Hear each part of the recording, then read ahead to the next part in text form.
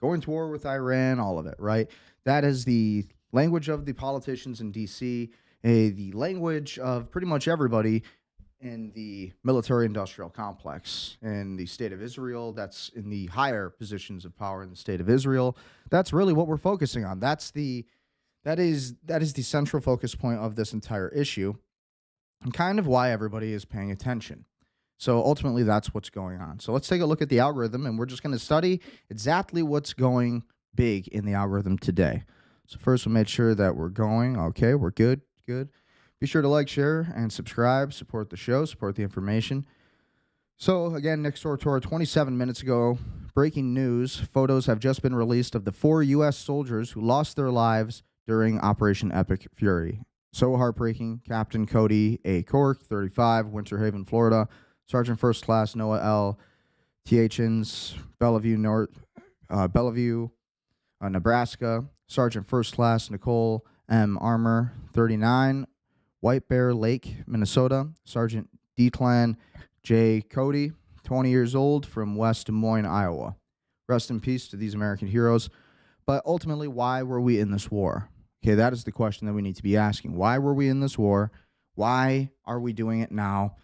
And again, what we're going to be going over today is the instructor of the predictive history. He's a lecturer. He has education out of Yale University. He believes that they're rolling out the end times. They're trying to roll out the end times. And when I say they, I mean Trump. I mean the entire Trump administration, that entire network. Of course, the Israeli group, the networks of all of them. And so that's kind of what's going on in the algorithm today. All right, so Nick Fuentas was also on Alex Jones, and he explains why he's telling people to vote Democrat in 2026. Well, how do you guys feel about this? You know, what I found from this is that Nick isn't telling people to go and just vote for a Democrat. He's saying that Republicans have not gotten what they've wanted, right? Republicans have not gotten what they've wanted. They haven't gotten what they've asked for, right? Republicans haven't gotten pretty much anything that they voted for with Trump. And so that's what Nick Fuentas is saying when he's bringing this kind of message. So we're going to play some of these clips. We're going to go over the Strait of Hormuz and how that was closed today, allegedly, reportedly. They only have permitted access to China for the Strait of Hormuz. So anyways, we're going to talk about this entire day today and everything that's going on. And let's watch this video with Nick Fuentas. He was on the Alex Jones show. We'll watch a couple of those clips because he does have some good insights and analysis on the Iran, the Middle East issue, and everything that's going on today. He's been right about everything. He predicted all of this. We're being told always that the Republicans are the lesser of two evils, that they're going to be marginally better than the Democrats. Look at all of the broken promises. Epstein files, that's huge. It's huge. And let's be honest, they tried to cover it up. It's not like they fumbled that. It's not like they made a mistake. They engaged in an active cover-up, and they failed only because of a revolt within their own party. And now Marjorie Greene is an outcast. She was like the MAGA congresswoman. She was that's huge. The one in Congress who came after Trump won the election. She's an outcast because she led the coup to get the Epstein files released. That's a big one. Then you got the deportations. They haven't started on the border wall. And even though they secured the border, look, they secured the border in 2020. What good did that do when... Exactly. Where is the closed border? Where's the closed border? Where are we finally getting our actual golden age, right? When are we finally going to get the golden age that we voted for with Donald Trump? All right. And that's what Nick Fuentas is saying. So it doesn't make sense that we all have to struggle so badly right now in this economy. And at least in the United States, everybody else in the world is reaping the benefits of the United States, or they are taking the blows of the tariffs from the United States, one of the two, right? So the United States still has control of the U.S. dollar, but with all of these things happening, it leaves the question, how much are we willing to put up with? Joe Biden came into power. Nothing, because then he just overturned all the executive orders and they came pouring in. That's why you need the wall. They haven't started it. 230,000 deportations. It isn't happening. And now we're in a regime change deportations? War with Iran. You've been around. I've been around not as long as you, but for some time. Regime change in Iran is like synonymous with the neocons' ultimate master plan. That is like the number one thing on Israel's wish list. It's the jewel in the crown. It was the whole Middle East strategy. And the Rebuilding America that's exactly right. Act plan 2020 or 2000 was this. Yes, and even further than that, going back to clean break in 96, this has always been the plan. And for a time, we thought that was And now they're trying to make it biblical. They want this to be a biblical war.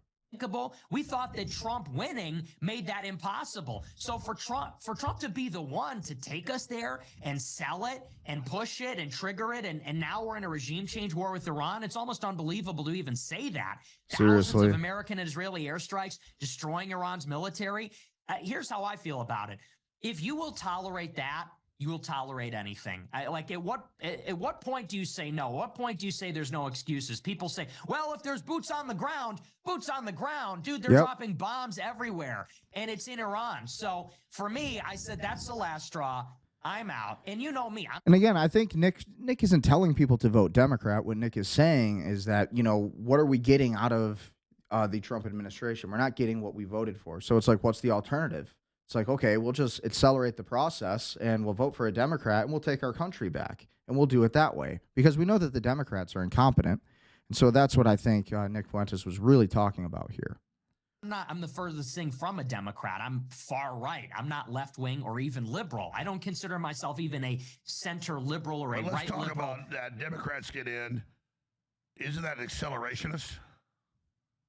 No, I think that. I don't know that I would characterize it as accelerationist. I would characterize it as corrective. And it's sending a message to the GOP. Yeah, absolutely. That's what it is, corrective. We do need this. We need a far right wing Americana candidate who cares about the American people, who wants the American people to succeed. Before the big one, which is 28. Instead of go to war. War is expensive on the United States. It doesn't help the United States. Yeah, you're saying the only leverage we've got is the wake-up call.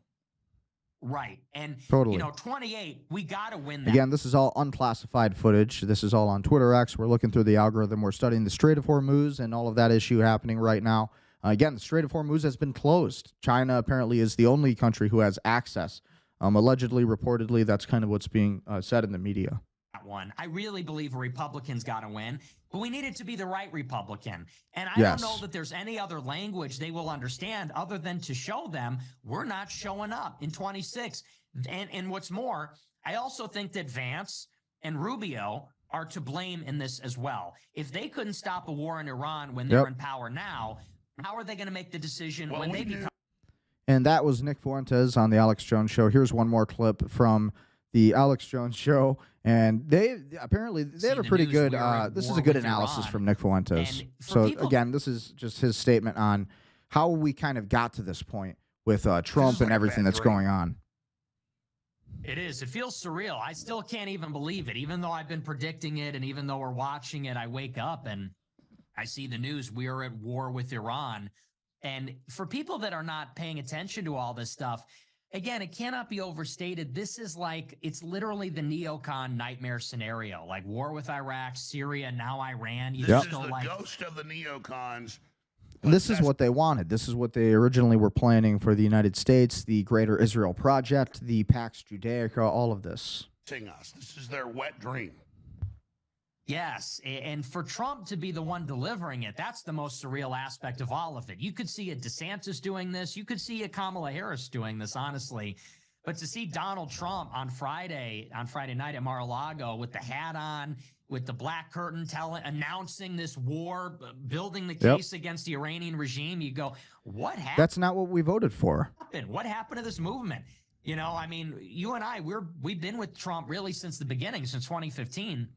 And when he came down the escalator, his first big move was basically to destroy this Republican support for war and the war in Iraq in particular, repudiate that whole legacy of the Bush dynasty, George Bush, Jeb Bush.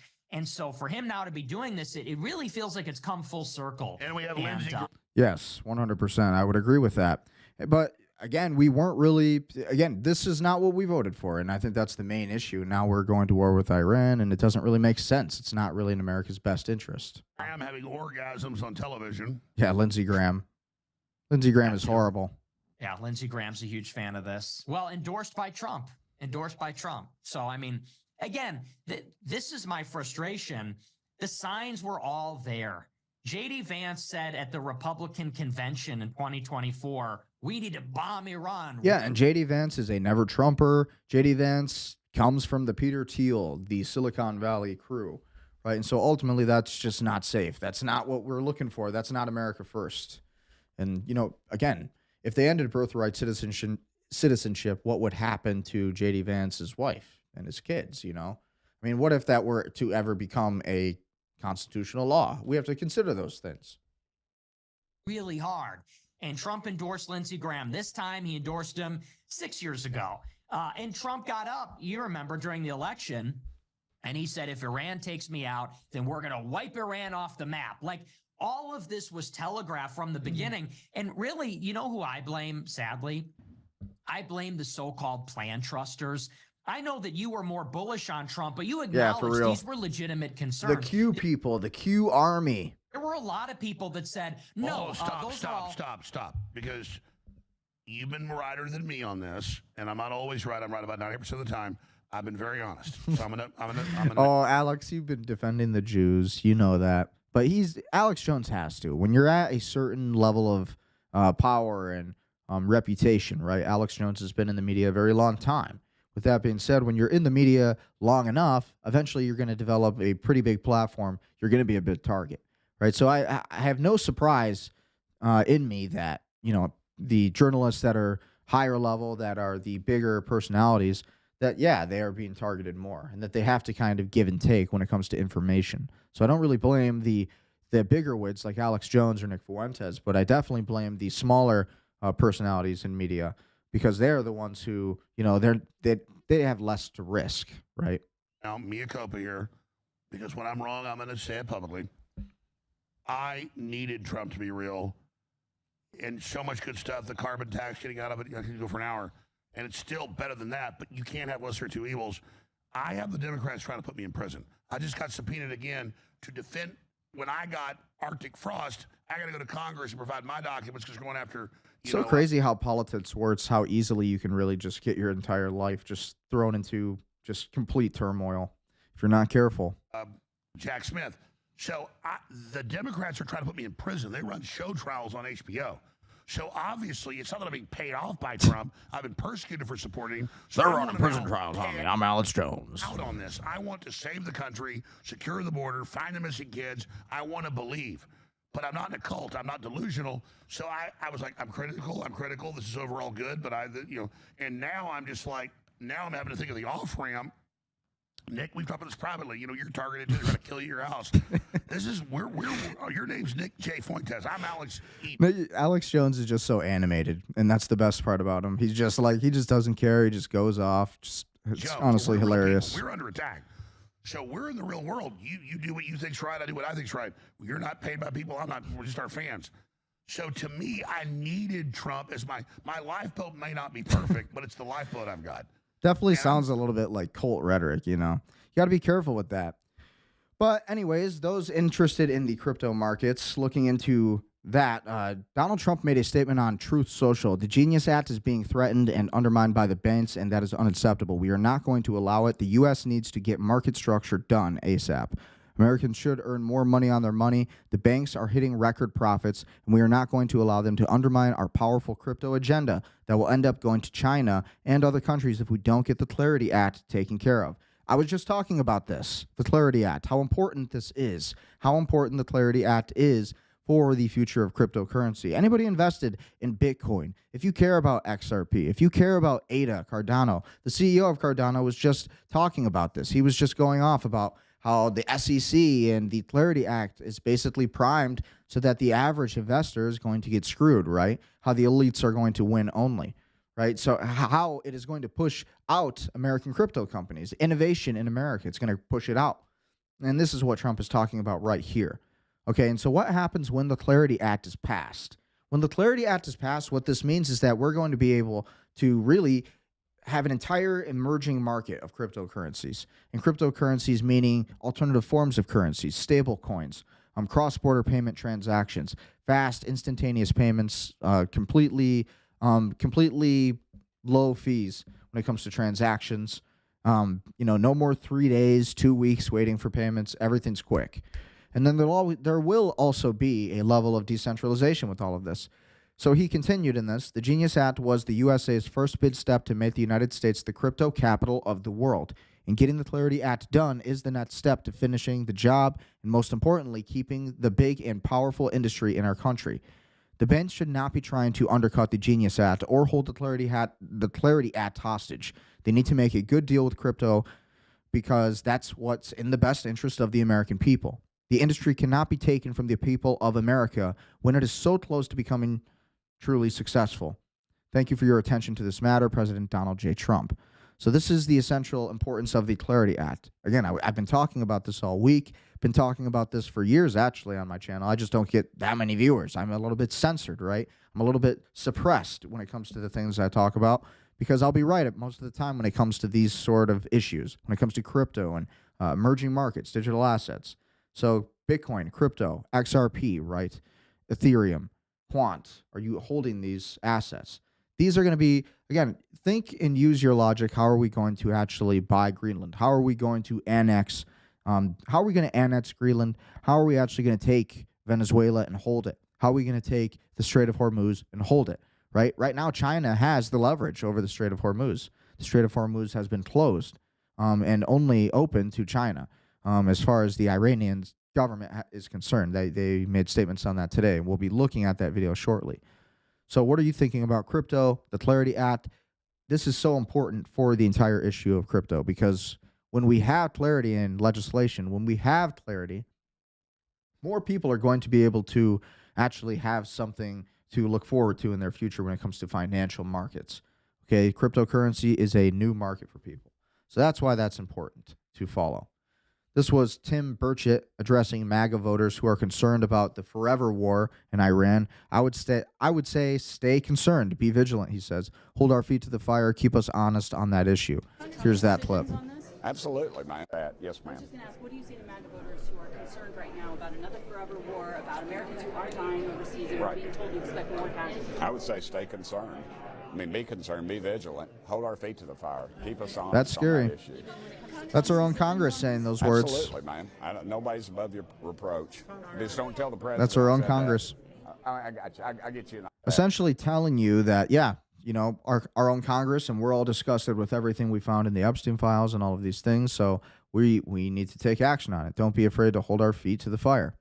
This was Senator Chuck Schumer on the issue, and he slipped up. The reporter asked him, do you think Israel boxed the United States into this war with Iran?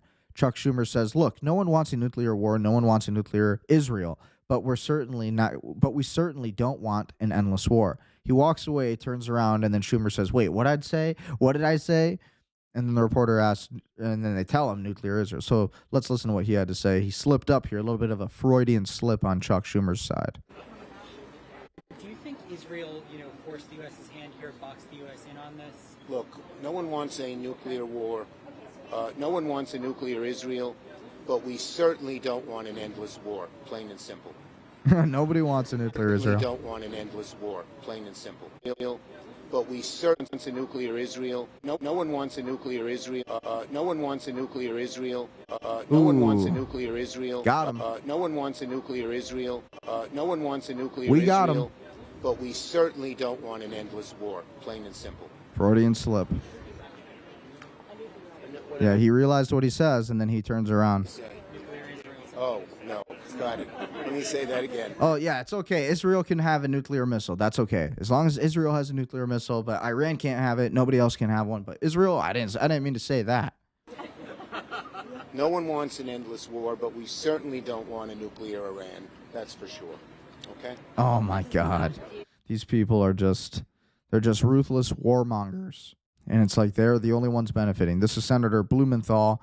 I am more fearful than ever after this briefing that we will be putting boots on the ground in Iran. Troops from the United States may be necessary. And that troops from the United States may be necessary to accomplish objectives that the administration seems to have. But I also... Like why? As he wears his Ukrainian flag with his American flag. Dual loyalty. What is up with this? Am no more clear on what the priorities are going to be of the administration going forward, whether it is destroying the nuclear capacity of Iran or simply There is missiles no or- nuclear capacity of Iran, and they are denuclearizing already.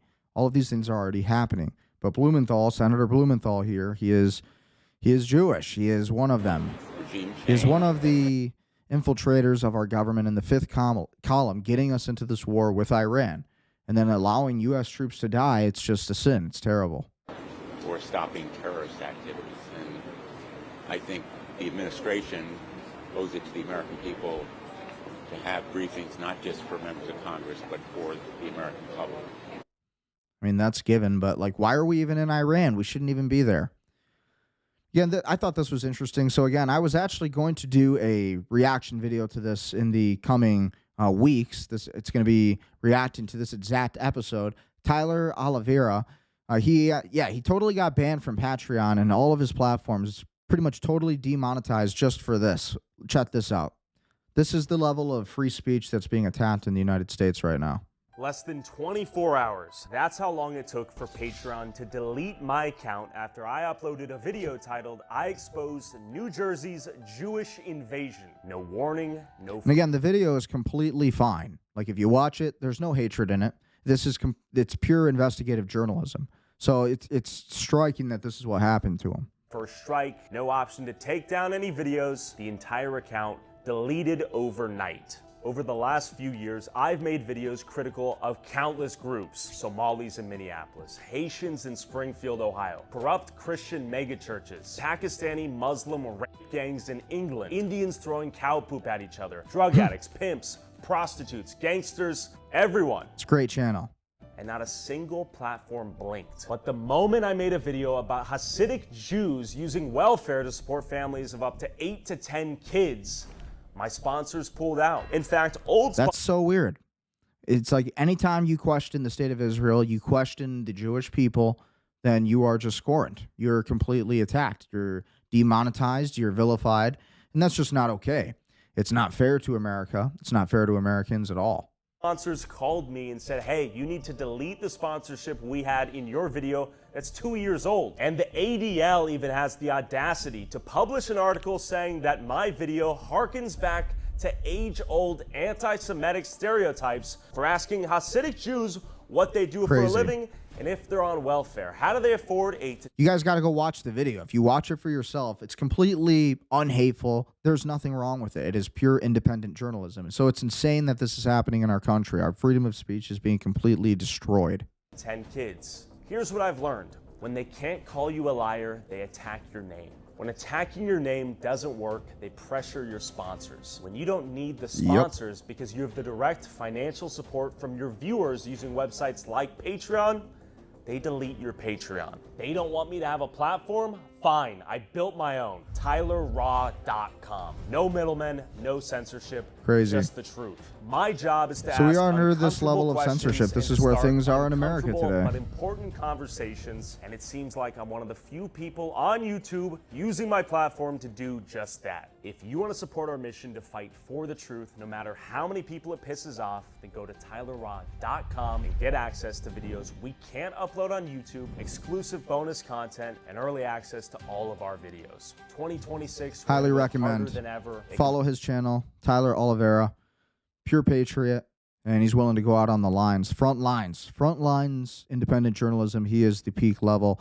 This is the real Nick Shirley. I love Nick Shirley, but this was like the real expose that he did in this video that he's talking about. So be sure. We're going to do a whole live reaction to this video that he's talking about too in the next episode. So stay tuned for tomorrow or the next day. I don't know when I'm going to do it, but soon we will be covering this exact episode.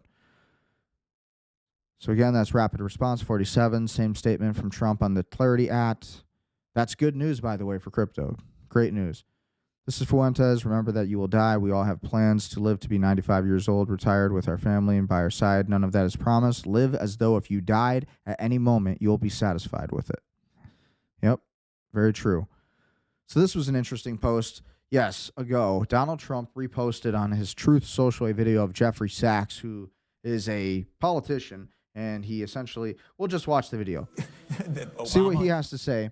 But Trump reposted this, and what's interesting is that Jeffrey Sachs, he was criticizing the state of Israel, in this, and Trump reposted this months and months and months ago. Why? This was January 7th, 2025, when Trump... The war in Syria, and you may actually hear from grown-up reporters who are lying through their teeth or ignorant beyond imagining that, oh, the war in Syria, yes, Russia intervened in Syria. Well, do you know that that Obama tasked the CIA to overthrow the Syrian government starting 4 years before Russia intervened? What kind of nonsense is that? And how many times did the New York Times report on Operation Timber Sycamore, which was the presidential order to the... And again, the reason I'm showing this video is because this was posted on January 7th, 2025, 12:50 p.m. And people are saying that this has to do with Trump's larger plan, the Trump administration's larger plan to decapitate and change the regime of Israel, not Iran. And so essentially there is a debate on whether or not this is the deeper plan. I don't really believe this. I think this is Q stuff, but still interesting to say the least. The words he has to say in the rest of this. Take a listen. Let's just keep listening. CIA to overthrow Bashar al-Assad 3 times in 10 years. This is not democracy. This is a game. And it's a game of narrative. Why did the U.S. Controlling the narrative, yep. Iraq You must always control the narrative in war. in 2003? Well, first of all, it was completely phony pretenses. It wasn't, oh, we were so wrong, they didn't have weapons of mass destruction. They actually did focus groups in the fall of 2002 to find out what... They did focus groups to see what Americans were going to do during the entire COVID pandemic. They wanted to see what people were going to do, how they responded to this. Is that not insane? Like, is nobody else asking, like, why this was ever allowed? Is that not crazy? Is nobody else finding that just absolutely nuts? Would sell that war to the American people. Abe Schultze, if you want to know the name of the PR genius. They did focus groups on the war. They wanted the war all the time. They had to figure out how to sell the war to the American people. And now, here they are doing it. How to scare the shit out of the American people. It was a phony war. Where did that war come from? You know what? It's quite surprising. That war came from Netanyahu, actually. You know that? It's weird. And the way it is that Netanyahu had, from 1995 onward, the theory that the only way we're going to get rid of Hamas and Hezbollah is by toppling the governments that support them. Interesting. That's Iraq, Syria, and Iran. And the guy's nothing if not obsessive. What's interesting now is that Netanyahu is talking about Turkey. He wants to take Turkey. Israel wants to take Turkey. They're calling Turkey the new Iran now. And he's still trying to get us to fight Iran this day, this week. He's a deep, dark son of a bitch, sorry to tell you. Because he's gotten us into endless wars. Yep. And because of the power of all of this in the U.S. politics, he's gotten his way. But that war was totally phony. So what is this democracy versus dictatorship? Come Seriously. on. And that's what's happening right now. That's why we are at war with Iran. That's why all of this is happening today. It's absolutely nuts. Again, No Limit Alpha, if you follow No Limit, he's been pretty much right on 95% of his market predictions. He posted earlier today, or earlier yesterday, about 13 hours ago, Peter Thiel just dropped 2 million Palantir shares. Read that again. The man who built the surveillance backbone of the U.S. military, the man whose software runs inside the CIA, the NSA, and the Pentagon, the man who knows exactly what's happening in every war room in America, he just sold. In the middle of a war, while bombs are still falling, while 6 American soldiers are in body bags, while Trump is saying 4 to 5 more weeks. Defense stocks should be mooning right now. War is literally happening. Palantir's biggest customer is the U.S. government. This should be his payday, but he's not buying. He's not holding. He's running for the exit. Ask yourself why. Step 1, Thiel has top-level security clearance access. He sees intelligence most people will never see. Step 2, if the war was doing well, if the U.S. was winning, you don't sell your defense stock. You ride it to the top. Step 3, he's selling into strength. That means he knows the strength won't last. Something is coming that market hasn't priced in yet. Step 4, when the man who literally powers America's war machine crashes out during the war, that's not profit-taking. That's a warning. Step 5, the last time insiders dumped like this during conflict, right before things got so much worse. The Strait of Hormuz is closed. Iran hasn't even deployed its submarine fleet yet. Hezbollah just opened a second front. Oil is spiking. Gold is at all-time highs. Markets are bleeding. And the guy who sees everything just sold, Peter Thiel. He knows something, and he's not telling you. But his trade just did. And so, yes, this is Peter Thiel. Again, this did get community noted in the comments. This sale is being done under a previously filed and disclosed 105B1 program. Further, this account is trying to pass off as no limits gain using same icon, etc. So community notes is saying that that's not true information. But what do you guys think? I definitely thought this was I thought this was interesting. This looked pretty interesting to me. That looks like what the Post said it was. So what do you guys think? Obviously, all of this can be faked. Anything like this can be faked, but we got to look at the facts, the information. We got to determine the truth. But that's very interesting stuff. So to look at some of the conspiracy theories on X, some of the considerations now are that Epstein is still alive. I think he very well could be alive. And so here's one of the theories on that. So there's been a shocking development in the Jeffrey Epstein saga, and it's almost conclusive proof. It's as close to conclusive proof, I guess, as we can ever get that he's not dead. Jeffrey Epstein had his prostate removed. And how do we know? Because Allegedly. It's in the Epstein files. Here it is. You have high testosterone and still have a need for Viagra because you don't have a prostate, right? This is in the Epstein files. Jeffrey Epstein. Correct. So he didn't have a prostate. Here's another one. A patient Epstein, Jeffrey. This is from LabCorp. This is in the files. Crazy.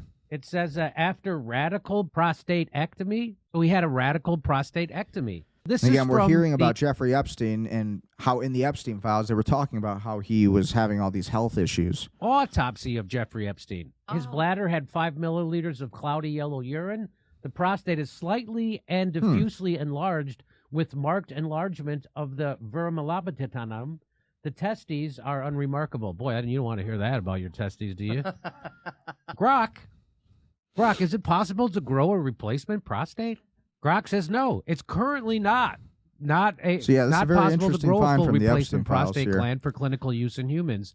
While research has made impressive progress in understanding prostate regeneration and creating lab-grown models, no technology exists today to produce a transplantable, fully functional human prostate replacement suitable for implantation. So no.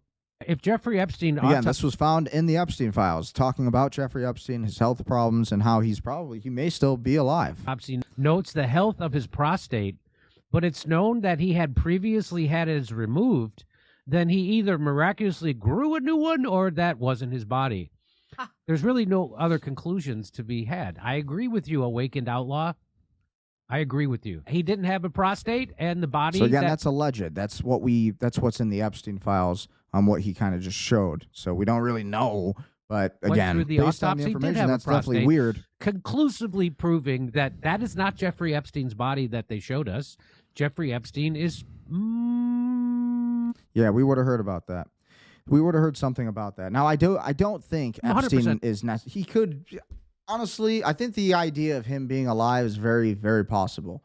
Okay, because there is intelligence to suggest that he's in northern Israel, and probably not now, right? With all the wars happening, with all the bombs dropping. But again, what do you guys think? What do you guys think? This is Mike Huckabee. He gave a statement. Again, Mike Huckabee, if you didn't know, he is the ambassador to the United States on behalf of the state of Israel. Okay, so he represents the United States, and he basically handles a lot of the diplomacy between us, the United States, and Israel. So this was his message to anybody who was left in America. This was Mike Huckabee's message to anybody who was stranded, left in Jerusalem during all of the attacks. Greetings to all U.S. citizens who might be in Israel right now. This is Mike Huckabee, U.S. Ambassador to Israel. And I know that there's a lot of anxiety from a lot of people about... I think it's honestly humorous how these politicians could not care less. They really could not care less about the people. They couldn't care less about the people who are dying, the U.S. troops who are dying, the Israeli soldiers who are dying, the Iranian soldiers who are dying, the families who are being destroyed. None of those things come into the equation with these guys. To leave the country. Because they're living well. They're living in ivory towers. They're living good lives. They're living 5-star. So they could care less about the average American, right? Or the average Israeli, the average Iranian. Right now, the options are fairly limited. The airport is closed, of course, and we don't know when it will be open or how many flights. What we are recommending to all of our American citizens, including our own embassy staff, is follow the directions of Home Front Command, which are right now to shelter in place and to be close to a shelter at all times. Follow the alerts. If you hear the siren, make sure you take cover. That's the best thing you can do. All the sirens, to make all sure U.S. you take citizens cover. who might be in And that was Israel all he right had to now. say about that. This is Mike Huckabee, U.S. Mike Ambassador to Huckabee, Israel. U.S. Ambassador to Israel. And I know that there's a lot of anxiety from that and I know was that, him there's standing a up for the people who were stuck in the Jerusalem and all of it, basically stuck in Jerusalem during the strikes from Iran, the alleged strikes from Iran. So again, let's keep looking at what's been hot in the algorithm today. 7 hours ago, Trump's new defense plan quietly creates a National Guard response force trained for crowd control and civil unrest. This was from Brian Allen, by the way, the Brian Allen Axe account, deployable across all 50 states by April 2026. This wasn't in any headline. They buried it. Now connect the dots. Epstein files drop. Names get redacted. Evidence of child abuse gets withheld. A war starts the same week. And now a domestic force trained to suppress the American people is operational by spring. Ask yourself, spring or what? 2026 midterms, the last election cycle that could strip power before 2028. This is a man actively building an infrastructure to never leave office. So what do you think about this video? What do you think about this clip? Secretary Hegseth, sir, a memo circulating on social media details the establishment of a National Guard response. Trump does not look happy here. What do you guys think about Trump's body language here? He does not look happy. Look at Trump's body language. He definitely, when you really study this body language, when you study these facial expressions, this is a man who looks, that's tense. That's definitely stress. That's anxiety. That's irritation. That's annoyance. That's the reaction. Sir, a memo circulating on social media. Or he could just be bored, details the obviously. establishment of a National Guard response force that's going to be trained in crowd control and civil unrest and deployed in all 50 states by April of 2026.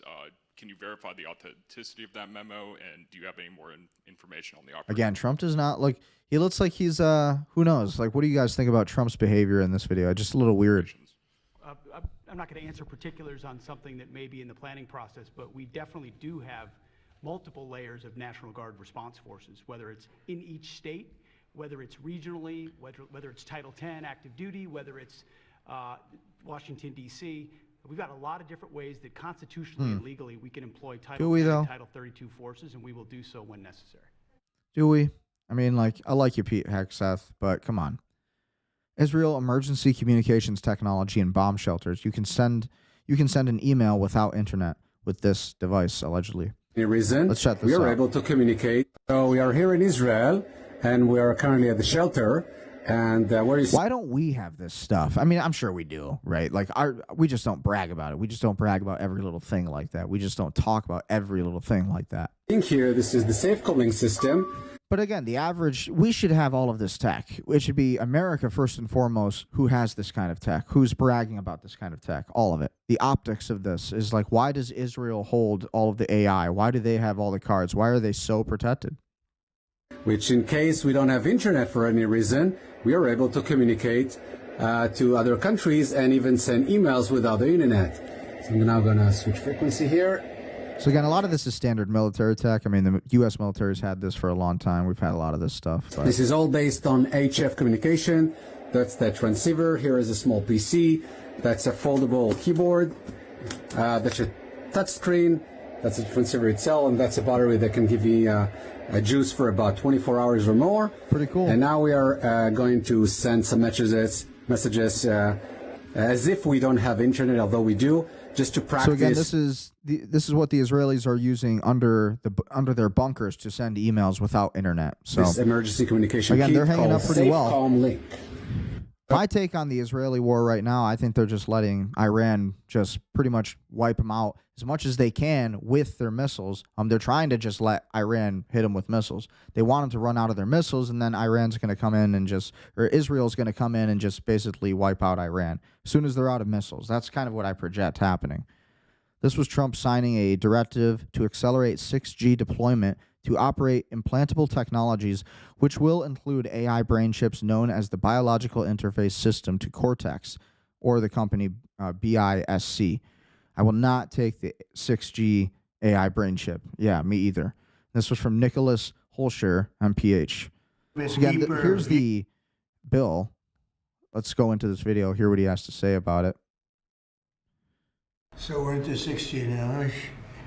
I just finished 5G. I was a leader on 5G getting that done.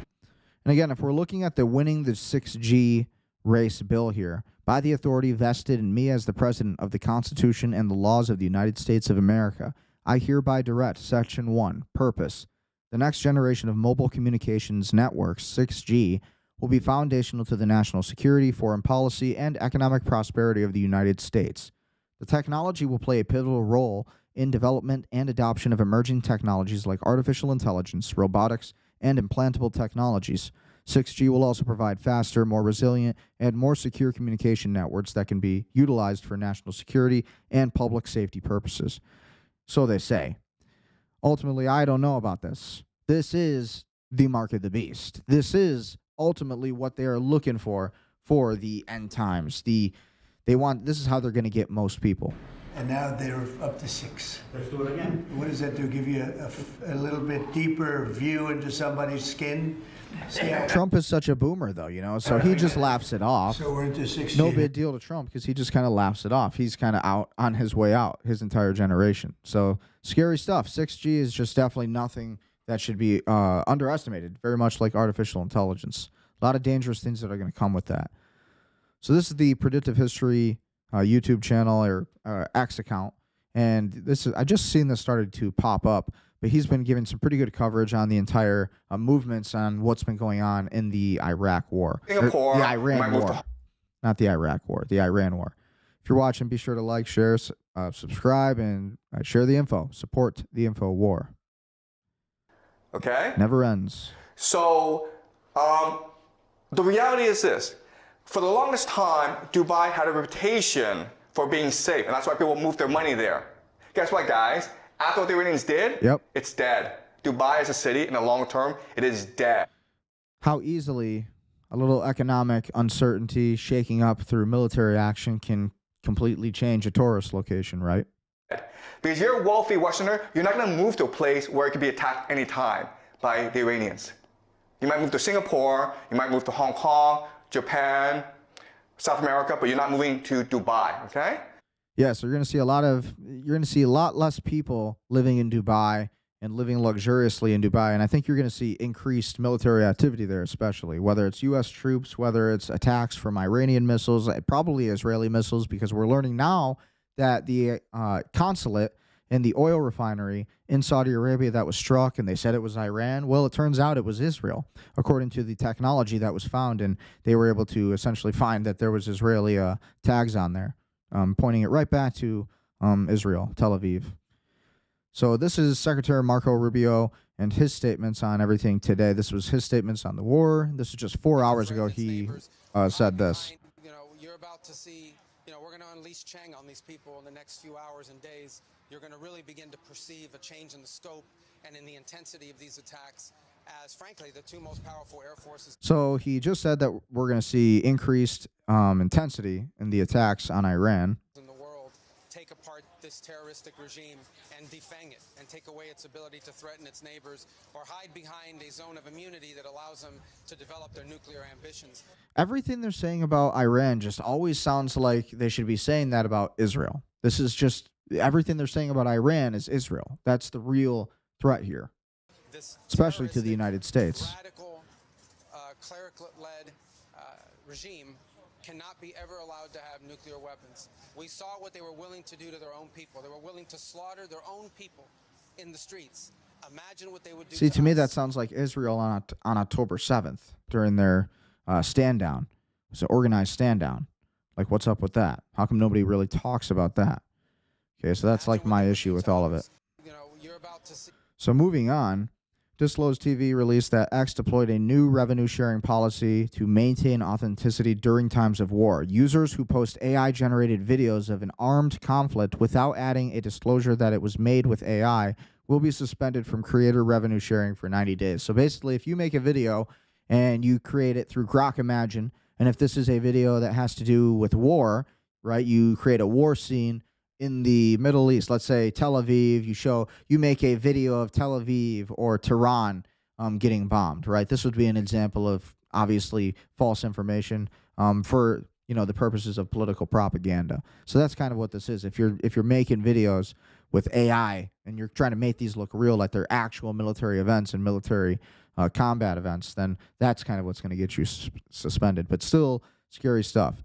This is even more scary. The dark web intelligence account on X posted United States LexisNexis, which is used by thousands of law enforcement departments, has allegedly been breached, exposing 400,000 user profiles, federal judge and DOJ accounts, plain text AWS secrets, customer passwords, and internal IT infrastructure maps. Again, this is the image kind of showing you more of that, kind of what that looks like. Kind of read through that. Pause if you'd like. Take a moment to read. But this is what's kind of going down. So LexisNexis, yes, that's used by a lot of police departments in the United States today. A lot of police departments are using that. So, it's definitely nothing to take lightly. Definitely nothing to underestimate. So the U.S. military commander addressing its troops. So now we're seeing a lot of this. I look at this and I call this propaganda. So this is a letter from a commander to his team where he said that President Trump has been anointed by Jesus to light the signal fire in Iran to cause Armageddon and to mark his return to earth. You see, it's like, as a Christian myself, okay, I understand the rapture. I've read the book of Revelations many times. But what this is a manipulated apocalypse. This is manipulated. This is man-made. So you could say that, well, the workings of man is the allowances of God, and you can have those arguments. But again, you can read through that. But what do you think? I mean, honestly, you're going to see a lot of this stuff that's going to get people spiritually on board with a war with Iran. Okay, so this is really important as well. Again, No Limit Alpha posted, this is not a drill. Iran has officially declared jihad against the United States and Israel. A former religious decree has been issued citing Quran 2239, granting divine permission to wage war against crusader aggressions. What this means, this is not political rhetoric, this is a religious war declaration. Every Shia militia across Iraq, Syria, Lebanon, and Yemen now has theological authorization to attack the U.S. and Israel targets. Hezbollah, Houthis, Iraq, PMF, all activated under one Fatah. The document calls on the entire Islamic world to mobilize. This changes everything. A political war can be negotiated, a holy war cannot. We just enter the most dangerous phase of this conflict. If you're not paying attention, start now. Save this, share this, and this is the moment it escalated beyond return. So again, that's the declaration. So very dangerous, very not good. America never wanted to be in this war. The American people never wanted it. The white Christians never wanted it. The African Americans of America never wanted it.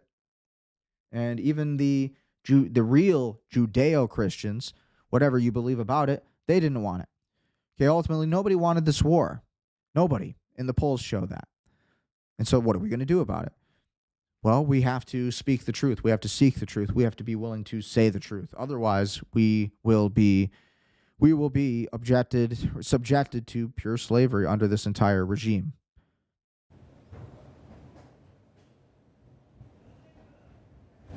Israel stops a CNN Turkey journalist and cameraman for showing what is happening in Tel Aviv.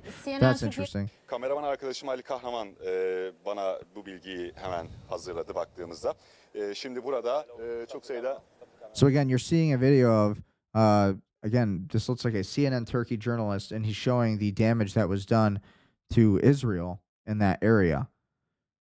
So there's some of the spots, and then as soon as he shows his phone, he's basically told to take it out of the camera frame. Okay. That's in Tel Aviv where this video was taken.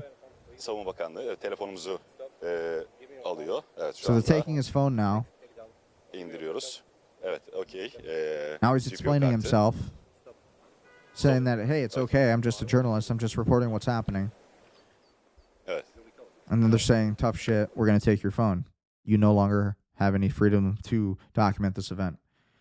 So if you guys are following the Claude events that are going on with the Claude and how they stole, basically how DeepSeek AI, they stole from the company Anthropic all of their data, which is basically Claude. And essentially it led to this entire this entire scandal between the U.S. military and the company Anthropic. Military is now essentially saying that they want to work with Anthropic. They want to connect with them and partner with them to make the platforms a little bit more military friendly, meaning that they're going to have more access to information and intelligence that, maybe other platforms may not give, right? Maybe stuff that the military shouldn't be trying to dig into, right? Your personal info, things like that, based on political or military purposes. That would be very dangerous. We don't want that outcome. Okay, so look out for that. So the White House posted 4 hours ago, no matter what, the United States will ensure the free flow of energy to the world. The United States' economic and military might is the greatest on earth. More actions to come. That was directly from President Trump from the White House 4 hours ago. Here's more statements on that from Trump from the White House. What he had to say about the UK. Being with my ancestors being from the UK, I relate and resonate to what Trump is saying here. Okay, so this is big. UK. Now the second one is shocking, but this is not the age of Churchill. I will say yeah, definitely not. UK has because Starmer is Jewish.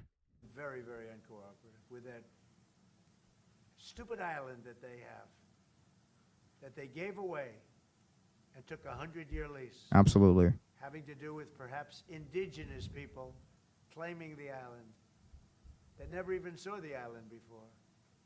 What's Seriously, their ancestors weren't there for thousands of years. They ruin relationships. It's a shame. It's and that country, UK, and I love that country. It's not the UK anymore. You can't go to the UK and actually be able to enjoy it there anymore. You can't go to London today and actually see real London, right? You go to London today and you risk, being subjected to a terrorist attack. That quite literally is a real possibility when you go to London. When you go to Ireland today, when you go to any of these places today, you're legitimately facing true threats of terrorism in those countries because they are not the same countries. They are full of illegal immigrants and dangerous people, military-aged men, no women, oftentimes in these cities. My mother was born there. I love it. My mother was born there. My father was born. Again, Trump's talking about the UK. How his ancestors were born in the UK, Scotland. Places that you sort of automatically very feel warmly about. But the UK, what they're doing with energy and what they're doing with immigration. What they're doing with Shia. Is they have Shia courts now. They have Shia courts. Somebody said yesterday what they have Sharia courts now in the UK. That's so dangerous. Okay, and so I definitely resonate with what he was saying. He's saying, yeah, the UK is a beautiful place, and now it's a dangerous place. You can't go there. And, with my ancestors coming from the UK and, his ancestors coming from Scotland, and so I can definitely resonate with that. So this is coming from Defense Intelligence breaking. Iran has stated that only China will be permitted to transit the Strait of Hormuz, describing the move as a gesture of appreciation for Beijing's support of Tehran during the war. All other vessels are barred from passage, and Iranian authorities have warned that an unauthorized attempt to cross will be directly engaged by its forces. So again, this is the movement in the Strait of Hormuz, kind of what we're seeing with that. This is the Strait of Hormuz, obviously. Here is the UAE, Dubai, and then here is Iran. This is where our military is at. So, or we're right here. Okay. China's over here now. So we have all of these things happening in the Strait of Hormuz, and this is the Battle of the Strait of Hormuz. This is the featured story of today. This is the biggest news of today because, again, China only being given access, well, that's pretty crazy, isn't it? Because that's not what the military experts were saying was going to happen. They said, oh, China was going to be cut off from Russia. Russia and China were going to be cut off from having any kind of oil access to Iran, and now China's been given the only access to the Strait of Hormuz. So will that stay? Will that remain? That remains to be seen. Iranian drone strikes U.S. consulate in Dubai.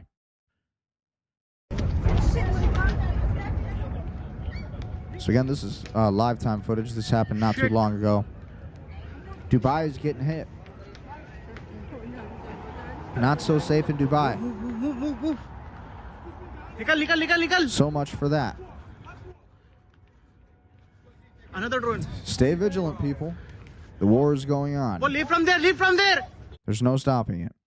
Watcher Guru posted 5 hours ago that President Trump ordered the U.S. Navy to escort oil tankers through the Strait of Hormuz, and if necessary, to ensure the free flow of energy. Again, so that was pretty much the biggest stories of the day. White House, again, effective immediately, I've ordered the United States Development Finance Corporation to provide at very reasonable prices political risk insurance and guarantees for the financial security of all maritime trade. If necessary, the United States Navy will begin escorting tankers through the Strait of Hormuz as soon as possible.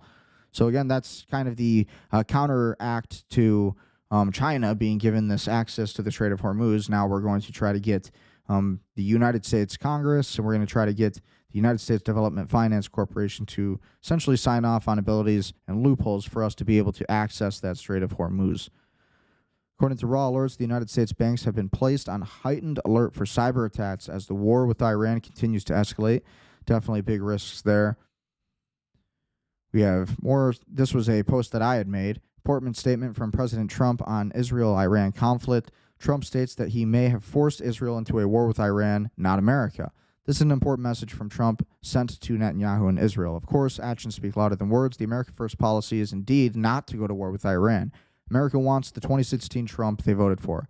No new wars, mass deportations, fully completed border wall, end mass illegal immigration, hold Democrats accountable, golden age with America First policy, crypto capital of the world, permanently dismantle the deep state, Epstein files released fully plus convictions, protection of free speech and press, Second Amendment protections, bring back jobs to the United States, enrich the 1% and the working classes, strongest economy on earth unmatched, Christian Catholic religious doctrines. This is what the American people really voted for Trump overall. These were their main messages. These were the Trump rallies. This is what everybody voted for. This is what everybody tuned in for, right?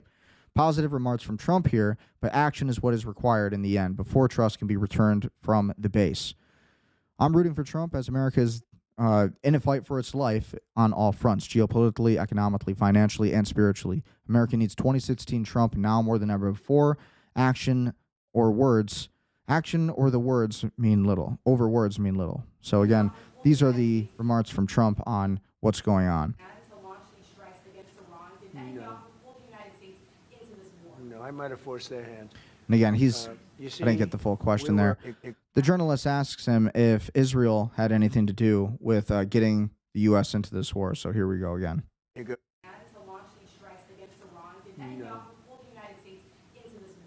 Netanyahu pull the United States into this war is what Trump was just asked. Might have forced their hand. You see, we were having negotiations with these lunatics, and it was my opinion that they were going to attack first. They were going to attack. If we didn't do it, they were going to attack first. I felt strongly about that. But this is where what Trump is saying actually gets interesting. Take a listen to this. And we have great negotiators, great people that do this very successfully and have done it all their lives very successful. And right based here. on the way the negotiation was going, I think they were going to attack first. And I didn't want that to happen. So if anything, I might have forced Israel's hand. If anything, I might have forced Israel's hand. To happen. So if anything, I might have forced Israel's hand. If anything, I might have forced Israel's hand. If anything, I might have forced Israel's hand. But Israel was interesting ready, remarks. we were ready, and so again, we know that Trump is on board with the war. We know that he was pushing the war. We know that he's been all for it. But it is still interesting, to say the least, that those were the words that he chose to say today. But it also could be for optics, right? We know that Trump likes to stick to the optics. So again, this was one more statement made. Disclosed TV posted this. Trump stated, "We're going to cut off all trade with Spain. We don't want anything to do with Spain." And now Spain, the European, like Spain has been terrible. In fact, I told Scott to cut off all dealings with Spain. Spain, first of all, Like, why are we cutting off deals with Spain now? Because Israel said to? it started when every European nation, at my request, paid 5%, which they should be doing. And everybody was enthusiastic about it, Germany, everybody. And Spain didn't do it. And now Spain actually said that we can't use their bases, and that's all right. We could use their base if we want. We could just fly. Like, we are burning bridges. We're burning relationships for no reason. It's not good. Not good geopolitically at all. And use it. Nobody's going to tell us not to use it, but we don't have to. But they were unfriendly. And so I told him, we don't want to, Spain has absolutely nothing that we need other than great people. They have great people, but they don't have great leadership. And as you know, they were the only country that in NATO would not agree to go up to 5%. I don't think they would have agreed to go Oh, we're up to just 80. burning our allies. Burning our allies. We need Spain. We need Europe on our side, especially in this war. So again, I just wanted to play this video. It's going to be a little controversial, but again, we are analysts here. We're trying to determine the truth. We're trying to study the deeper truths of the world that are controversial, that maybe people are too afraid to talk about. So I did want to cover this issue. Israeli rabbis caught red-handed on tape openly declaring Jesus' name must be wiped from history, erased like it never existed. So again, so many people don't believe that the Jewish people believe this, but this is what the Jewish people believe. They really believe this about Christians. They really believe this is about Jesus. And it's like, I don't know why we're allied with Israel when this is what they think about the average religion in America. Yeshua is an acronym of may his name and memory be erased. I'm reading what he's stating. That's an extreme expression, he says. Then this other rabbi says, may his name and memory be erased. This is his name. A Christian, they call a Messianic Jew. He's nothing but a Christian masquerading as a Jew. This is what the rabbis are saying in this video. Take off your yarmulkes, you liars. It is part of our upbringing to see Jesus as a kind of forbidden personality. And this is from Professor Yair Zakovitz, Mount Scopus University, Jerusalem. Forbidden is attractive. My parents' generation would not dare to come near the New Testament. Everyone who dares to speak well of Jesus, even to the smallest extent, these are Jewish rabbis talking this way. I'm not believing this. I don't believe this. This is what the Jewish rabbis are saying. Everyone who dares to speak well of Jesus, even to the smallest extent in Jewish society, will immediately come under attack. People will accuse him and say, you are one of those who are trying to push us Jews towards assimilation, and so on and so forth. So this is their beliefs. This is what they really believe. The Jewish people, this is what they believe. That Jesus is this personality that they need to kind of veer away from, right? Isn't that not crazy? So this is Seth Rogen. I love Seth Rogen personally. He's my favorite movies. The guy is an amazing director. I love all of his movies personally. I think he's fucking hilarious. Hours for the taking. But this was a crazy clip that I found yesterday, actually, is when I found it. And he kind of goes on to say the same thing. Seth Rogen goes on to kind of explain how dangerous, well, I wouldn't say dangerous. We won't say dangerous. We'll watch our words. But he goes on to explain kind of how it works in Hollywood and how this kind of organization, how this cabal, how this clique tends to operate. I also think that as a Jewish person, like, I was fed a huge amount of lies about Israel my entire life. You know, they never tell you. And, you know, anybody who's been a real Christian and like went to church their whole lives, you could say the same thing that Seth Rogen is saying right now, because I kind of went through the same experience in certain churches growing up. If you don't go to the base churches, then you're going to get the same kind of message that Israel is first and that we must fight for Israel. So everything Seth Rogen is saying here, I totally resonate with this. I kind of grew up in the same way, just not like, you know, I was never Jewish, but I'm saying that in the sense that, you know, Christianity, we're kind of taught the same things, but it's because the entire Christian religion has been subverted by Zionism, and it's kind of been this entire, you know, fight throughout eternity between Jews and Christians. Still, interesting take here on what Seth Rogen has to say. I just wanted to play this video. Let's watch. That, oh, by the way, there were people there. They make it seem like it was just like they're sitting there. It was like the doors open. Hours for the taking. Like, it literally. He's talking about like when he was talking with some Jewish people, like a Jewish person, and then after the conversation was over, he was told by the Jewish person that there was somebody outside listening to the entire thing.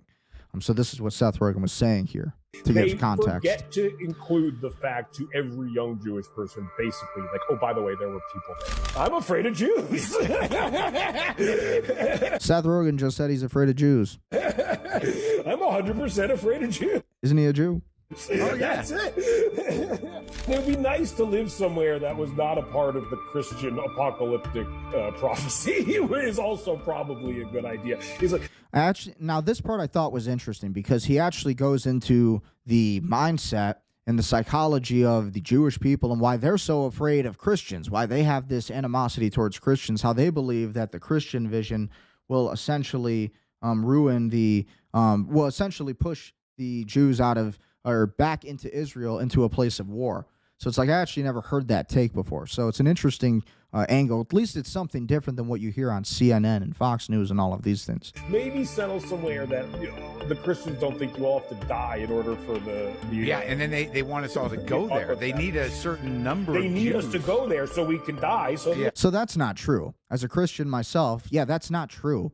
Okay, you have a state of Israel. The reason Christians want Jews to go to Israel is because the Jews have now developed, America developed it. We paid for it. We built it, pretty much everything that exists in Israel today, down to the legislation, was done because of the United States. It happened because of America, of modern Rome. We did it. But ultimately, I don't think that that's true. Most Christians don't want Jews to go to Israel to die. That isn't true. I never, ever thought that in my life. That's not the way I think. That's not the way I've ever been raised as a Christian. Absolutely not. That's crazy. People, when you hear Christians today saying that the Jewish people should go to Israel, it's because, you have your own country now. You have your own country now. You don't need to be in America. That's kind of more of the psychology. You have a place to go. Go fight your own wars. We fought all of your wars for you. We built your country for you. And we handled all of the legislation for you. We've lost U.S. soldiers and politicians for you. So all of these things happened. And so that's kind of why you have the Christians, or at least, many other people believe this. 109 different countries, unfortunately, have exiled the Jewish people out of their lands for whatever reason. Some people say for usury, for the religious practices of Jewish people and things like that. But so it's interesting to hear Seth Rogen's take on this and kind of his psychology and the way his brain works, what he thinks about Christians and his animosity and fear towards Christians, and why maybe this is an answer as to why Jews really believe that Christians actually want to harm them, which is totally untrue. It's not true. It's just not. Catholics, same thing. Could you imagine living in Israel? Would you ever go live in Israel? No, it would be. I'm the same way, and we're going to piss off a bunch of Jews. It's like, for some reason, my mother, who's not religious or whatever, but her generation, they were kind of hung up on Israel, and they find some comfort in it. And again, the reason I'm playing this is because this has to do with the entire Iran war today. Because if it wasn't for Israel, the United States would probably not be fighting this war with Iran. Okay, so the reason I'm bringing this up is because it shows you the seriousness and the level of determination of the Jewish people and the resolve, right, over people, over objectives, over goals, and of course, politicians, celebrities like Seth Rogen, right? If you read the book Spy Fail, talks a lot about how Seth Rogen played in the movie The Interview. And this movie, The Interview, was actually written by CIA. It was written by the Pentagon, okay? So a lot of your Hollywood movies that you all love, right? And I love Hollywood movies, but I'm able to see through the PSYOP. So when you understand what the PSYOP is, when you're watching these Seth Rogen movies or whatever, understand that these actors are, they have handlers. They're working for the CIA. They're making these films to serve an intelligence outcome, right? When I say that, like the movie The Interview, did you know that the real goal of that movie, The Interview, was to successfully push and drive an assassination of the North Korean president? Did you know that? So that movie was written, the screenplay itself was written to motivate the people of North Korea to rise up. It was written to pretty much promote a regime change in the country of North Korea. So that's the level that the United States government and Hollywood and how they're all connected, how the intelligence agencies are writing all of your Hollywood movies, setting all of the agendas. So you wonder why when you watch these TV shows, you see the over exasperation of multiculturalism. And it's like, well, the big reason for that is because there is an agenda and they want to change the demographics. And when I say they, I'm talking about really these Zionist sects of the Hollywood organizations. Okay, and then also of Washington, D.C., all of these things. So, again, not every celebrity is bad. Not every Jew is bad. We already know that. But we're talking about this because, again, it emphasizes the seriousness and the veracity of this issue, how powerful these people actually are in government, in Hollywood, in all areas of life, in media. And, again, Seth Rogen's a huge director. He's a huge producer. He's an excellent actor. You know, some people might think differently. I don't think he's that funny. I think he's a terrible comedian. But overall, pretty talented. And this is a guy who himself is saying that he is afraid of his own people. In it, and I've been there, and I'm like, I couldn't imagine living here.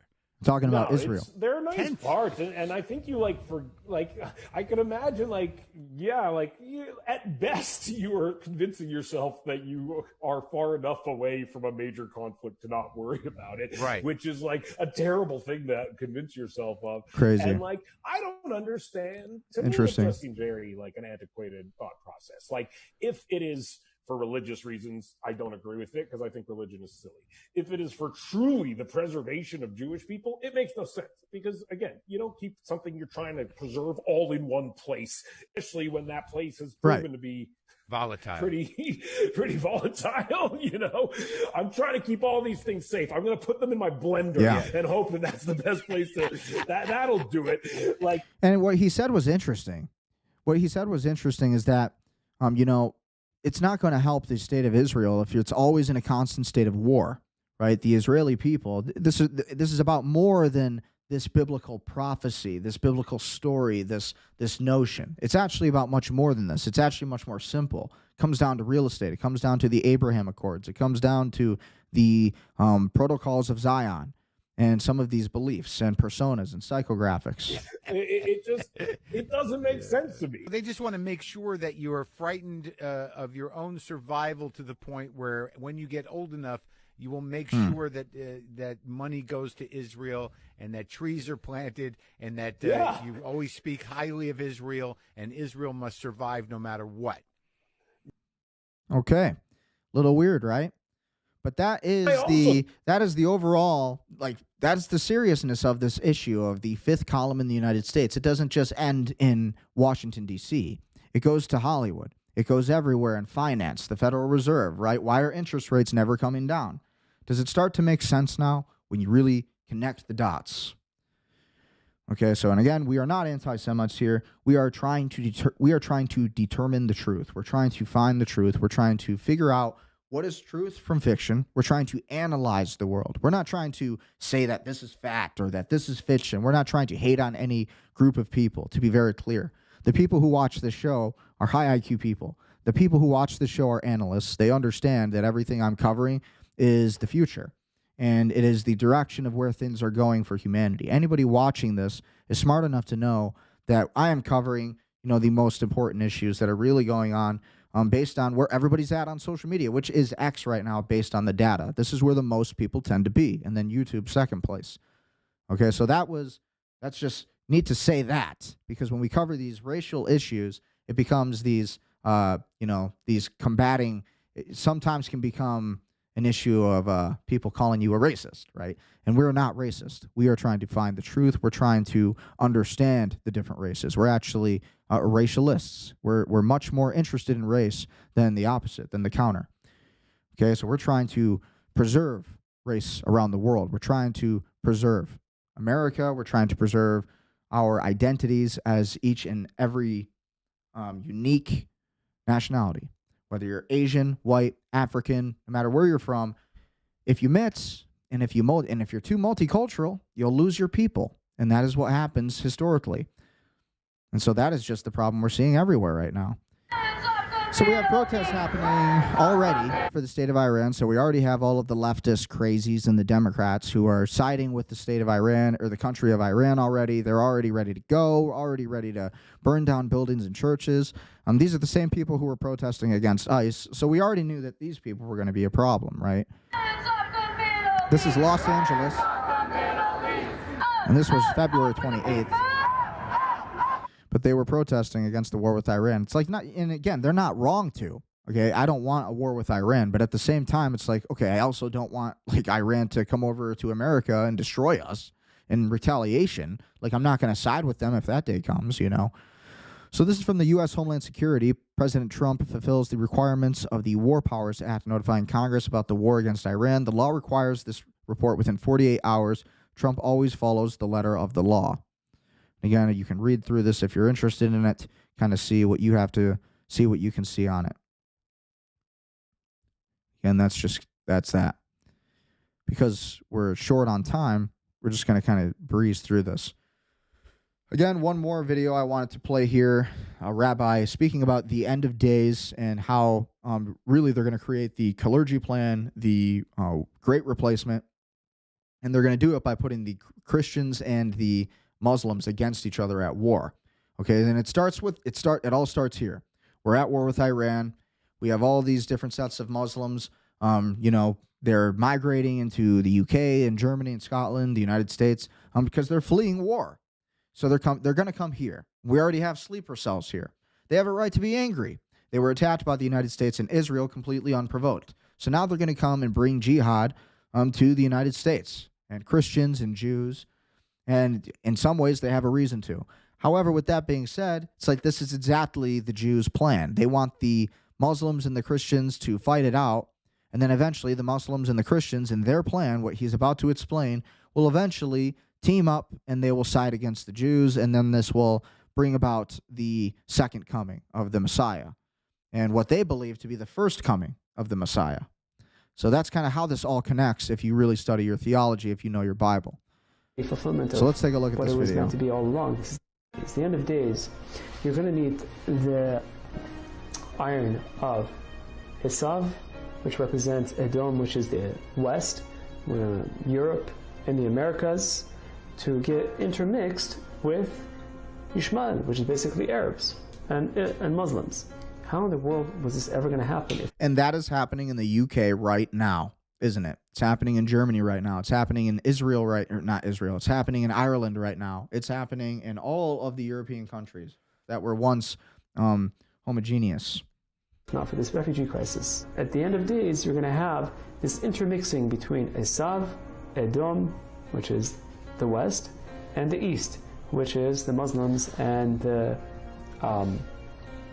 Any Muslims watching this, you should be focusing on this video because they want you to fight against the Christians. They want the Christians and the Muslims fighting against each other, so that way the Christians and the Muslims will never fight against the Jews. And I'm sorry, I don't want to fight against anybody, but you know, this is just too much for the entire planet of the future. It's not good. And it's like, this is a biblical, you know, we can argue this is a biblical prophecy. To me, this is extremism. This is delusion. These are men who are bringing this all come about. Okay, all of this is coming about because of men. This is man-made actions and events. Okay, this is the conspiring of multiple wealthy individuals, billionaires, who think that they are God. And so the question becomes, well, are they gods? Are they really gods? I mean, they have all this control, but no, because since the beginning of time, there's been different millennia who have tried to control the world. So this is crazy to me, and this just needs to be completely suppressed. This entire ideology, the clergy plan, the great replacement, it's not good for anybody, because really what they believe is that the Jews deserve to rule over everybody who is not a Jew. And so that is the issue. What happens to all the goyim, right, of the nations, the people, right? Well, they are treated like cattle according to the Torah, the Talmud. And the Arabs, making this through this influx into the world. And they're going to have children, you know, I don't want to say by the dozens, but they're going to have a far larger birth rate than the indigenous people there. And they're going to... That's already happening. To sort of conquer by number. And there are many different sources for this. One of them in Yehezkel, chapter 14, and many other sources as far as this is concerned, where it's mentioned very, very vividly what will happen to the Jews and what will happen to Yerushalayim and what will happen to the world at that time. And these are men who have been updating their Torah, which is their holy Bible. Like the Christians read the Holy Bible, the Jews read the Torah, the Talmud, they study the protocols of Zion, all of these things, the Kabbalah. And so these are men who are updating this, grown men. And to me, these are men who want power. They want to keep power. They want to hold on to power. They believe in a Jewish state. That is what is happening. And a lot of journalists are too afraid to say that truth. But that is the truth. Plain and simple. That is what is happening. Where there will be many, many people killed and so on and so forth. So the idea of having these refugees come into Europe, it's no longer a matter of whether it's right or wrong. It's just simply fulfillment of what it was meant to be all along. This is the fulfillment of the Chazal and the prophecy. Says these people. This has to happen. The chosen people. Like, okay, well, you have ears just like me. You have eyes just like me. You have toes just like me. You have fingers just like me. You are no different than I. So I don't see you as God. And nobody does in America. Nobody in the world sees the Jew as God. Okay, unless those, of course, are trying to appeal to the Jews to get some money. Okay, so that's just the real truth of it. Okay, the Christians worship Jesus Christ, and the Jews worship money. In my opinion, that's kind of how I've seen it, or Hashem, they call it. Hashem, whatever you want to say, but they believe in this control, so that way they can control the future, and really on behalf of the state of Israel, on this greater Israel project, Pax Judaica. Again, we're not anti-Semites here, so anybody calling me an anti-Semite, you can just leave, because that's not true. We are trying to analyze different ethnocentricities, religions, theologies here, trying to determine what's going on in the future, where things are heading, and why this war with Iran actually happened. And to me, this is why it happened. And this is just another sign that we are... The Jews are to blame on this. In history, it'll be the same. The completion of this tikkun of the entire world. And he says the Messiah will return only once Edom, and Edom is seen as modern-day Rome, modern-day, basically the white European Christians. Europe, Christianity will be totally destroyed, he says. L'Europe, la chrétienté sera totalement tombée. Donc je vous pose la question. And they, it's not like they're just saying it like it's a prophecy. The thing I have a problem with is like they say it with such anger, and they say it with such hatred, And that's kind of where it's like, okay, what's the deal? And so he continues, so I ask you, is it good news that Islam invades Europe? Une bonne nouvelle que l'islam envahisse l'Europe? C'est une excellente. He says, it's excellent news that Islam invades Europe. It means the coming of the Messiah. So again, these people, the Jews, are trying to roll out the second coming of the Messiah, what they believe to be the first coming of the Messiah. Excellente nouvelle. They say it's excellent news that Islam is invading Europe. He says, what does he say here? Let's rewind it just a hair. You will pay dearly for it, Europeans! Explanation mark. This is another rabbi. To such an extent, you have no idea! Explanation mark. He says, and you will have no place to go, because all the evil you have done to Israel, you will pay for it 100-fold. If it wasn't for the British Empire, by the way, Palestine would have never been handed over to the Rothschilds. Like, the British Royal Empire is the reason that happened, Israel. Like, if it wasn't for that, the Rothschilds would have never been able to secure that real estate. So you should be thanking the Europeans and the British, because if it wasn't for the British, during the Balfour Agreement, there would be no state of Israel right now. It'd be Palestine still to this day. Et vous n'aurez pas à fuir. Parce que tout le mal que vous avez fait à Israël, vous le paierez au centuple. Quand l'Italie disparaîtra... He says, when Italy will be gone, when Edom, that is why Christianity's headquarter, which comes from Hassal, is there. C'est pour ça que le QG de la chrétienté qui vient de Esav se trouve là-bas. When that place will be gone, and that's what Islam is going to do. Cet endroit-là disparaîtra, et c'est ce que veut faire l'islam. Islam is the broom of Israel. You have to know it. Boom. So whenever Grok or ChatGPT tries to tell you that that's an anti-Semitic trope, that Jews say that Islam is the broom of Israel, you have to know it. Well, now you know that that's not true. You know that Grok is lying. You know that the truth is that The Jews believe Islam is the broom of Israel. And it's right here, and the evidence is right here. This is a Jewish rabbi, well respected, and he's saying it. L'islam, c'est le ballet d'Israël, sachez-le. And we are saying, yeah. I just now realized this was the Goyim Defense League.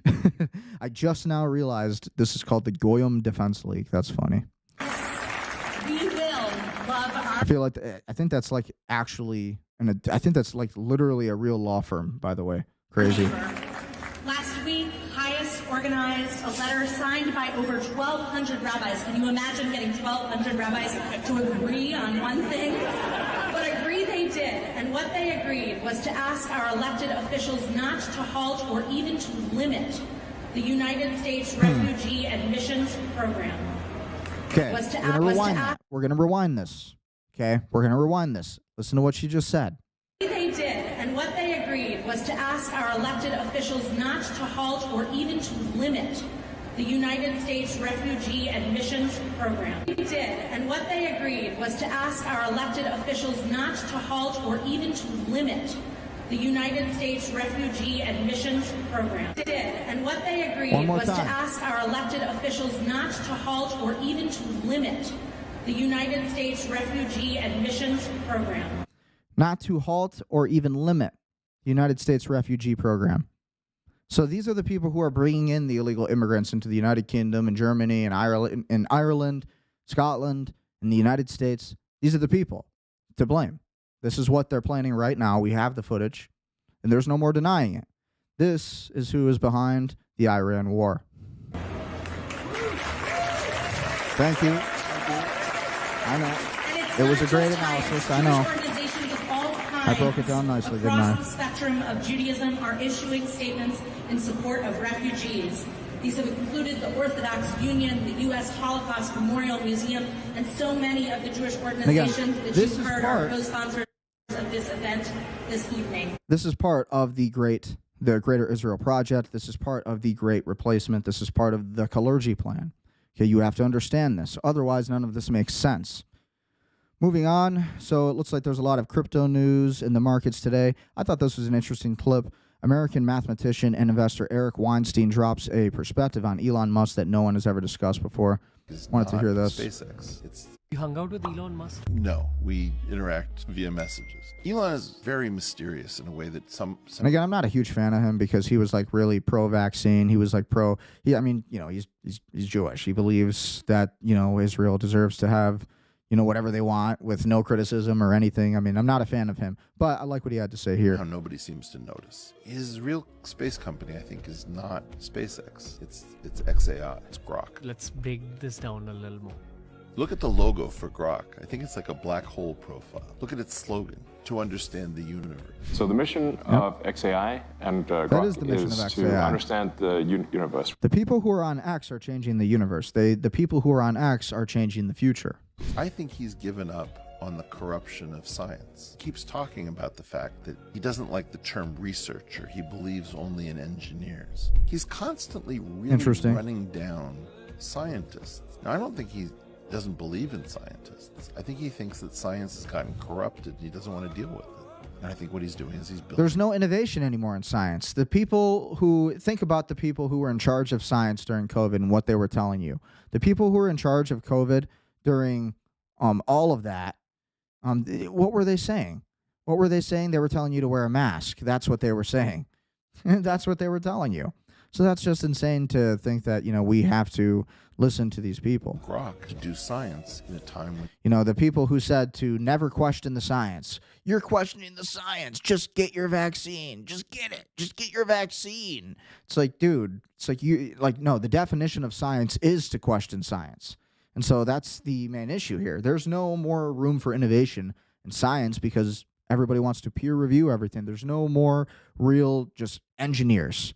And that is what he's saying here. Humans are too corrupt to be truthful and real. In order to understand the nature of the universe, you must absolutely rigorously pursue truth, or you will not understand the universe. You'll be suffering from some amount of delusion or error. Very true. So again, this was CERN. If you guys have never learned about CERN, this was an interesting take by Predictive History again, Innocent Science or Interdimensional Gateway. Now, I'm not getting into conspiracy theories too much here because I like to stick to the facts, and it's getting a little out of hand sometimes with the conspiracy theories, but I still like to talk about CERN because all of these things are important. So we'll cover this, and we'll watch this one little clip from the Predictive History YouTube channel. The Predictive History X channel. This is the collider, okay? I don't understand why they're spending trillions of dollars on this stupid thing. This is the current again, collider. if you don't know what CERN is building the technology of the future, essentially. Like Stranger Things kind of stuff, right? Really studying the realms of science fiction, trying to find signals to other dimensions, right? Interdimensional beings, those kind of things, projects, conjunction of different dimensions. And they're working with all of those things: time travel, string theory, different forms of physics. They're kind of breaking the edge on these things. So a lot of people don't know that CERN exists, but CERN has a lot to do with a lot of the technology, like weather modification, like they have micro nanotechnology today. You have little microphones today where people eat it, and that microphone can be digested, and essentially it'll stick inside the they got crazy stuff today. They got microphones that stick in your teeth and it can hear people. And we got that decades ago. We have so much wild technology today, 2026, and we've had it for a long time. But this is what CERN does. And now they're going to build a bigger one. And you see how big it is, right? What are they trying to do here? Are they really trying to figure out particle physics? Maybe, maybe not. All right? All right, guys. Jacob Frank. What Jacob Frank tells us is there are different dimensions. Yeah, a lot of people are very confused by this, but I believe this to be true. Okay? And another dimension is Big Brother, who's a friend of his, but he's stuck in his dimension. He's trying to come into our dimension, but he needs our help. So what's CERN particle accelerator trying to do, right? Is it really trying to discover particle physics, or is it really trying to break the dimensions, like they did with the nuclear bomb?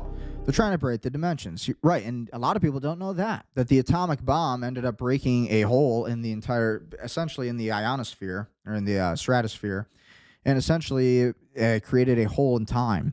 Okay, it created gravitational ripple waves. And so it was one of the most interesting things that was discovered in science, modern day science. So today they're trying to recreate that. That's where a lot of the Majestic 12 project turned into CERN and all of those different organizations. You understand? People believe the nuclear bomb, it was really about creating an interdimensional portal for Big Brother to come into. And now people are saying, is it possible the CERN particle accelerator is trying to bring in these interdimensional demons to our world to conquer us, to enslave us? That would make a lot more sense than particle physics, okay, guys? Now, again, I like to stick to the facts and what's like right. What do we know to be true? And what we know to be true is that we have a fifth column in the United States that's taking over our country. That is the facts. And so during world wars, people tend to get, and again, I'm saying he's great. You should follow this channel, Predictive History. But, you also need to stick to the facts, and we need to be able to analyze things from a real point of history, factual data, because we always got to be able to remember that there's always people that are going to come after your credibility when it comes to anything that's even close to a conspiracy theory. So every conspiracy, although they all are becoming to be true, we have to take them with a grain of salt. Never know what the real agenda is behind a conspiracy, how it can be manipulated for the agendas of the masses to make them do certain things. MK Ultra, for example. I want to ask you this. There are Operation people that say, Mockingbird, for well, example. The Prime Minister of Israel dragged Donald Trump into it. And as somebody that's been friends with him over 30 years, nobody drags Donald Trump into anything, number one, but I want to get your reaction to that. Oh, my God. Look at that evil laugh. Well, you're right. Who's going to make the meme? Where's the Clippers?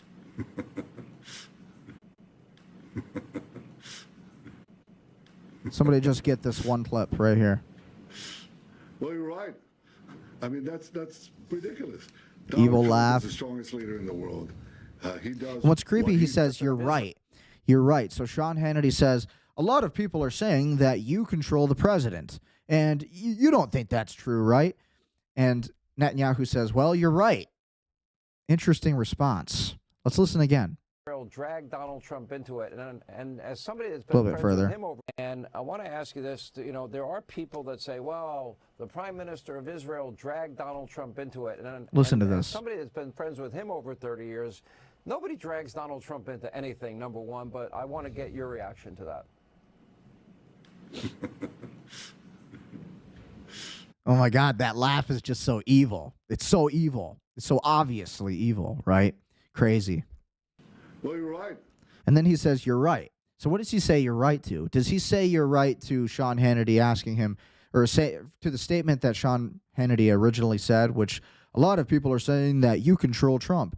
Or is it the second part where he said, you don't think that's true, or that's not true. Trump, nobody controls Trump. And then he says, well, you're right. So what did he say you're right to? It was an interesting response, to say the least. And again, the chuckle, the laugh, Well, you're right. the evil laugh Well, you're is right. everything.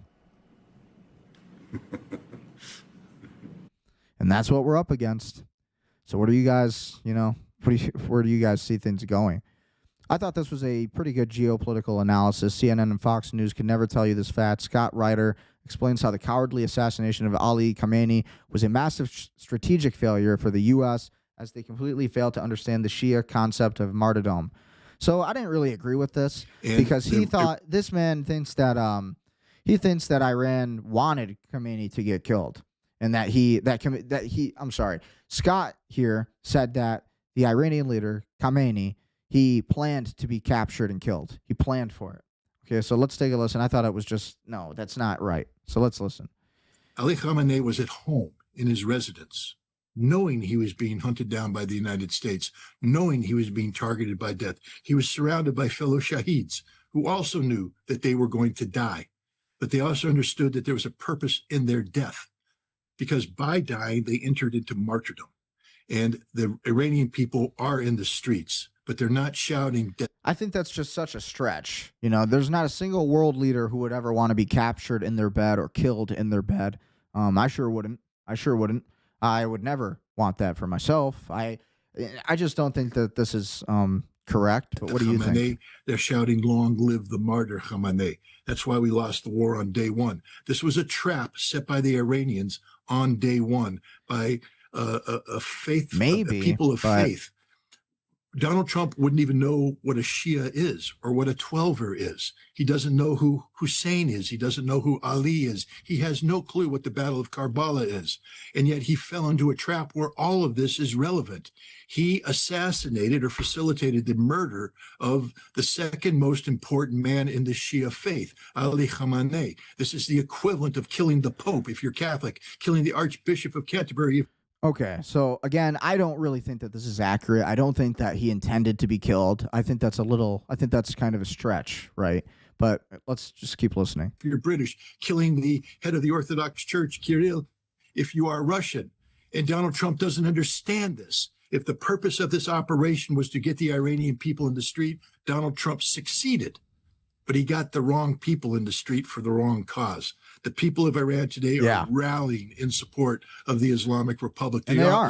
They absolutely are rallying in support for Khamenei. Republic is invincible at this moment, because you can't kill people who are ready to die for their cause. That's true. And the Shia of Iran, who are defending the Islamic Republic, are prepared to a man, to a woman, to become martyrs in the cause of their faith. Yeah, I mean, they have suicide bombers. We know that to be true for sure. And it is the Islamic. But I don't think Khamenei wanted to be captured or killed. I think that's ridiculous. Republic of Iran that they are defending, not just their land, not just their culture, not just their history, but their faith. Donald Trump lost this war, the first missile. Honestly, I do agree with that, though. I mean, there's no reason we should be in this war. And the moment that we went to war with Iran was the moment that we pretty much, in my opinion, did lose this war. So this is Senator Warner. He says that there is no threat to the United States by Iran. There was a threat to Israel. So we're starting to see, I noticed that we're starting to see lawmakers and politicians finally standing up for the truth and speaking the truth on this issue. Let's also be clear. I've said before, I've said now, there was no imminent threat to the United States of America by the Iranians. These are the real ones. This is the A truth. threat to Israel. Yes. Somebody's saying it. We equate a threat to Israel as the equivalent of an imminent threat to the United States, then we are in uncharted territory. We have seen... Because we shouldn't be backing Israel, though. We paid for Israel to exist. We paid for its entire expansion. We paid for the entire AI infrastructure that Israel has today. We've done our part. And for Israel to say that we are obligated to fight and die for them, our soldiers, that's just absolutely ridiculous. That's insane. You know, I mean, no. The Israeli IDF should be fighting their own war against the Iranian people. I won't be sending my sons and daughters to fight in Israel's war. They could draft me. Won't happen. Nope, not going to work. The goal I will go to jail before I'll ever fight for the state of Israel. for this operation changed now, I believe, 4 or 5 times.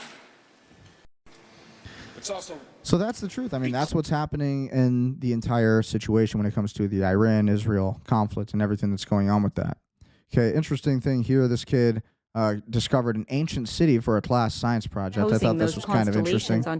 It started as a science project. That's my first discovery with the Mayan civilization. You can see here the 22 constellations. By superimposing those constellations onto maps of Mayan cities, Gattari made a correlation and came up with a theory.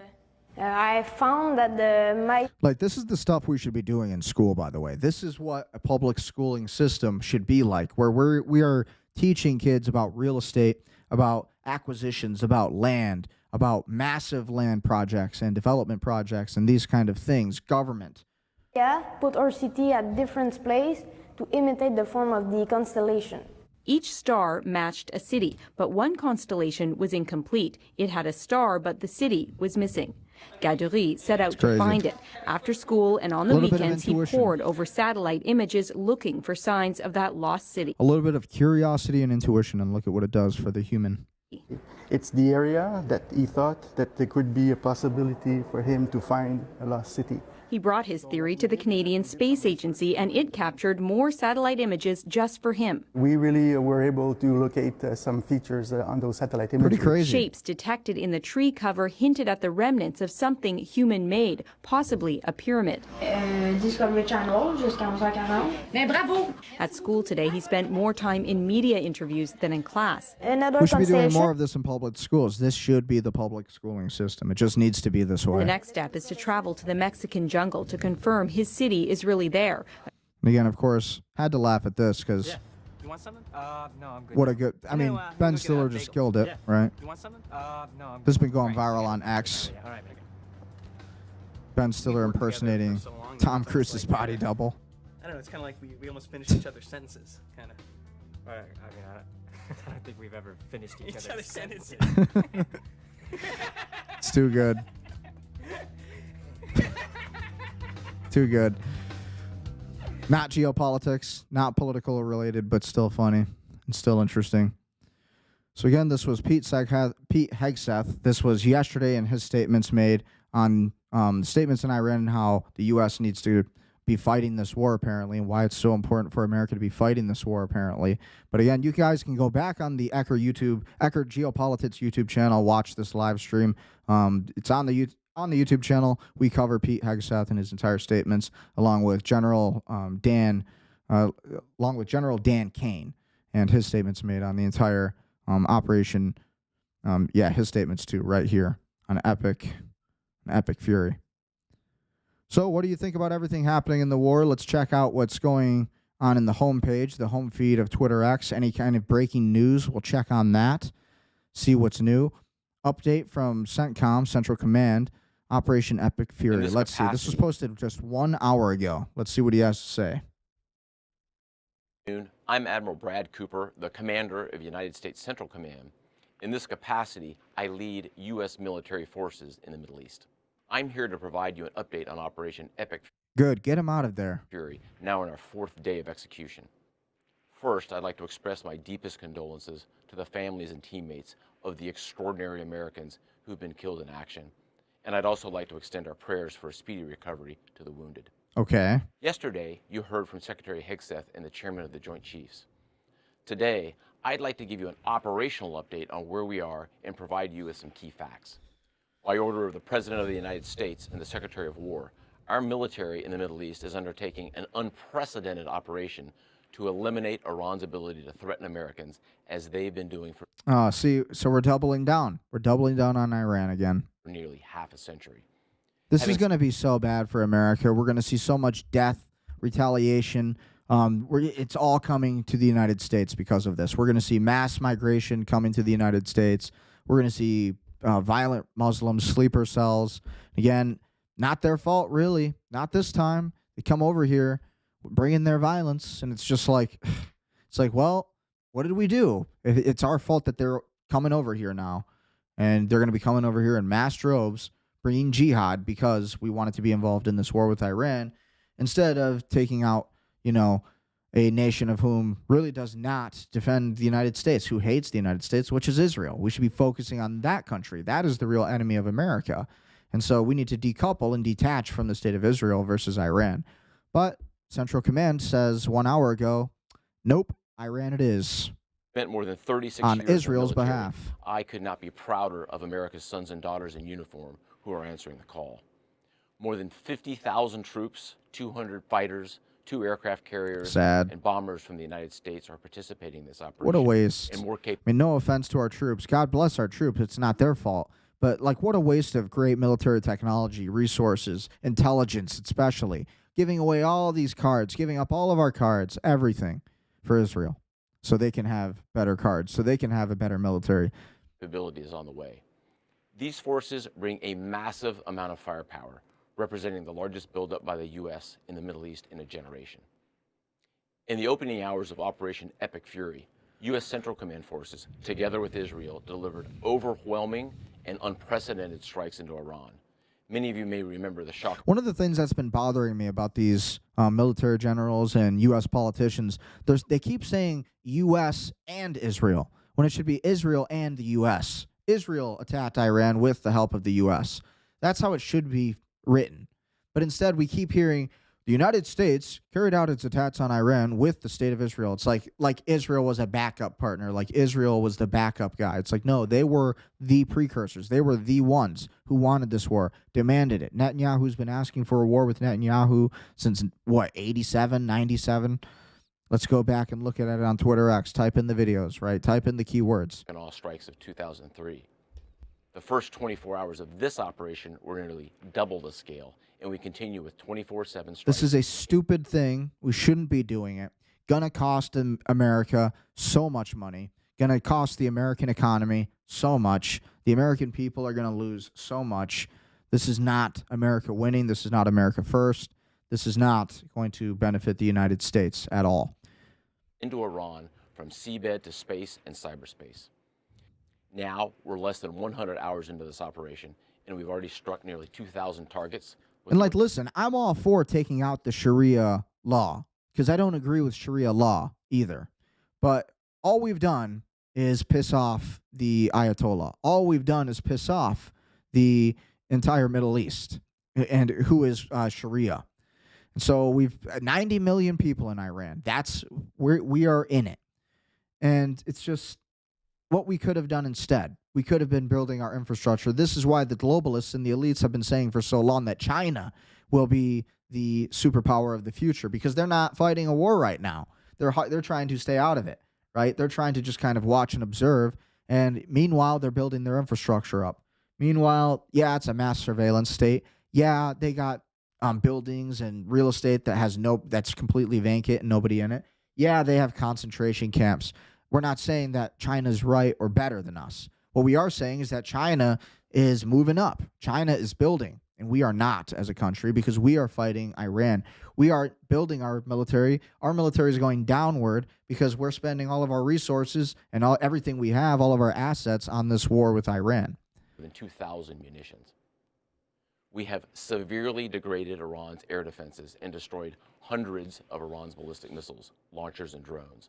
And in simple terms, we are going to get crushed. The size of Iran is about like 6 different states in the middle of America. It's about that big. It's about the middle of America. It's about the size of it. If you were to really put Iran and then overlay it on top of the United States map, it pretty much covers the entire Midwest. That's about how big it is, if not bigger. That's what we're dealing with. Focused on shooting all the things that can shoot at us.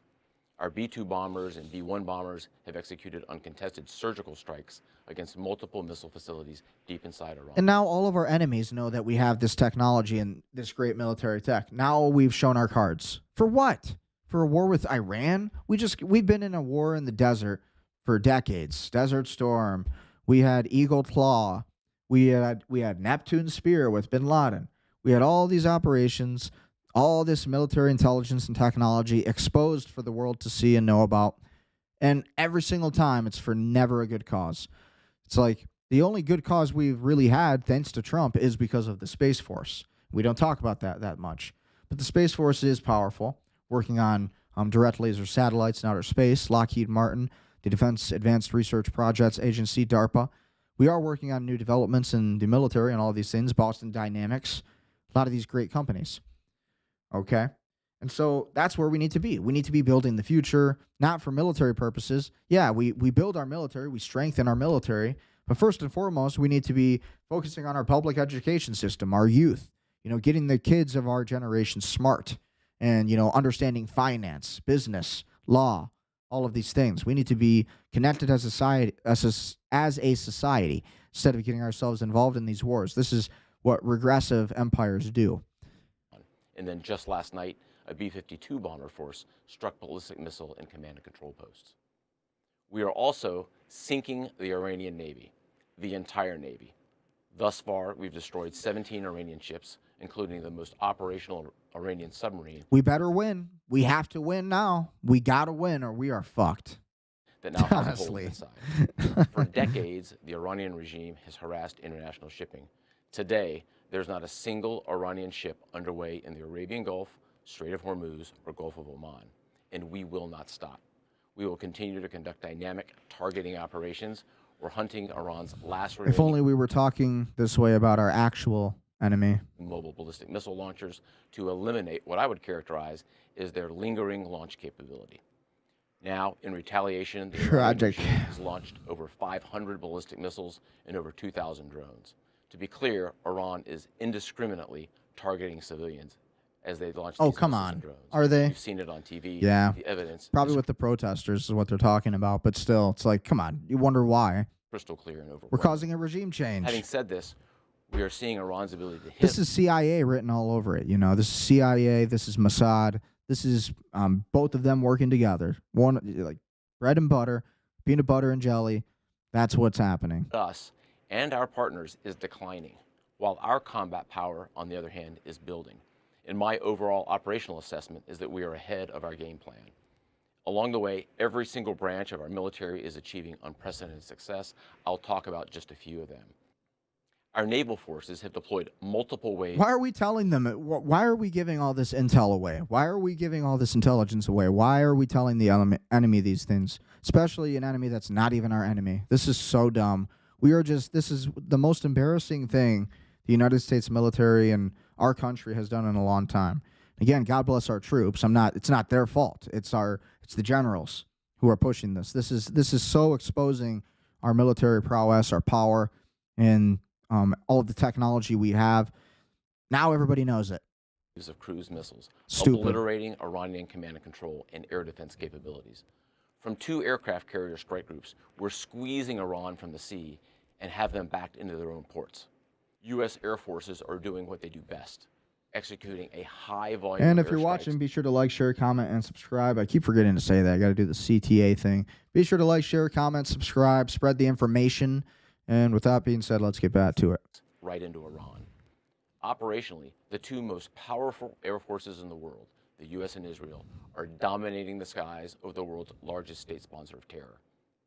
Our U.S. Army soldiers are defending ourselves and our partners, and in a historic first, the U.S. Army fired long-range precision strike missiles called PRISMs in combat, providing an unrivaled... Yeah, just tell them everything that we have. Tell the world all of the stuff we got, everything we're doing. Just give them all the intel.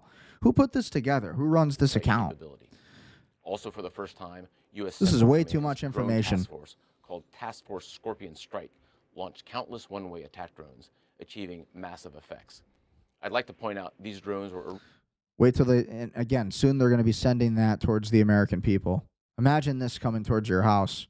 This is what they've been sending. This is what Hillary Clinton said she wanted to just send into Gaddafi's house. Think about that. That was exposed in the WikiLeaks files.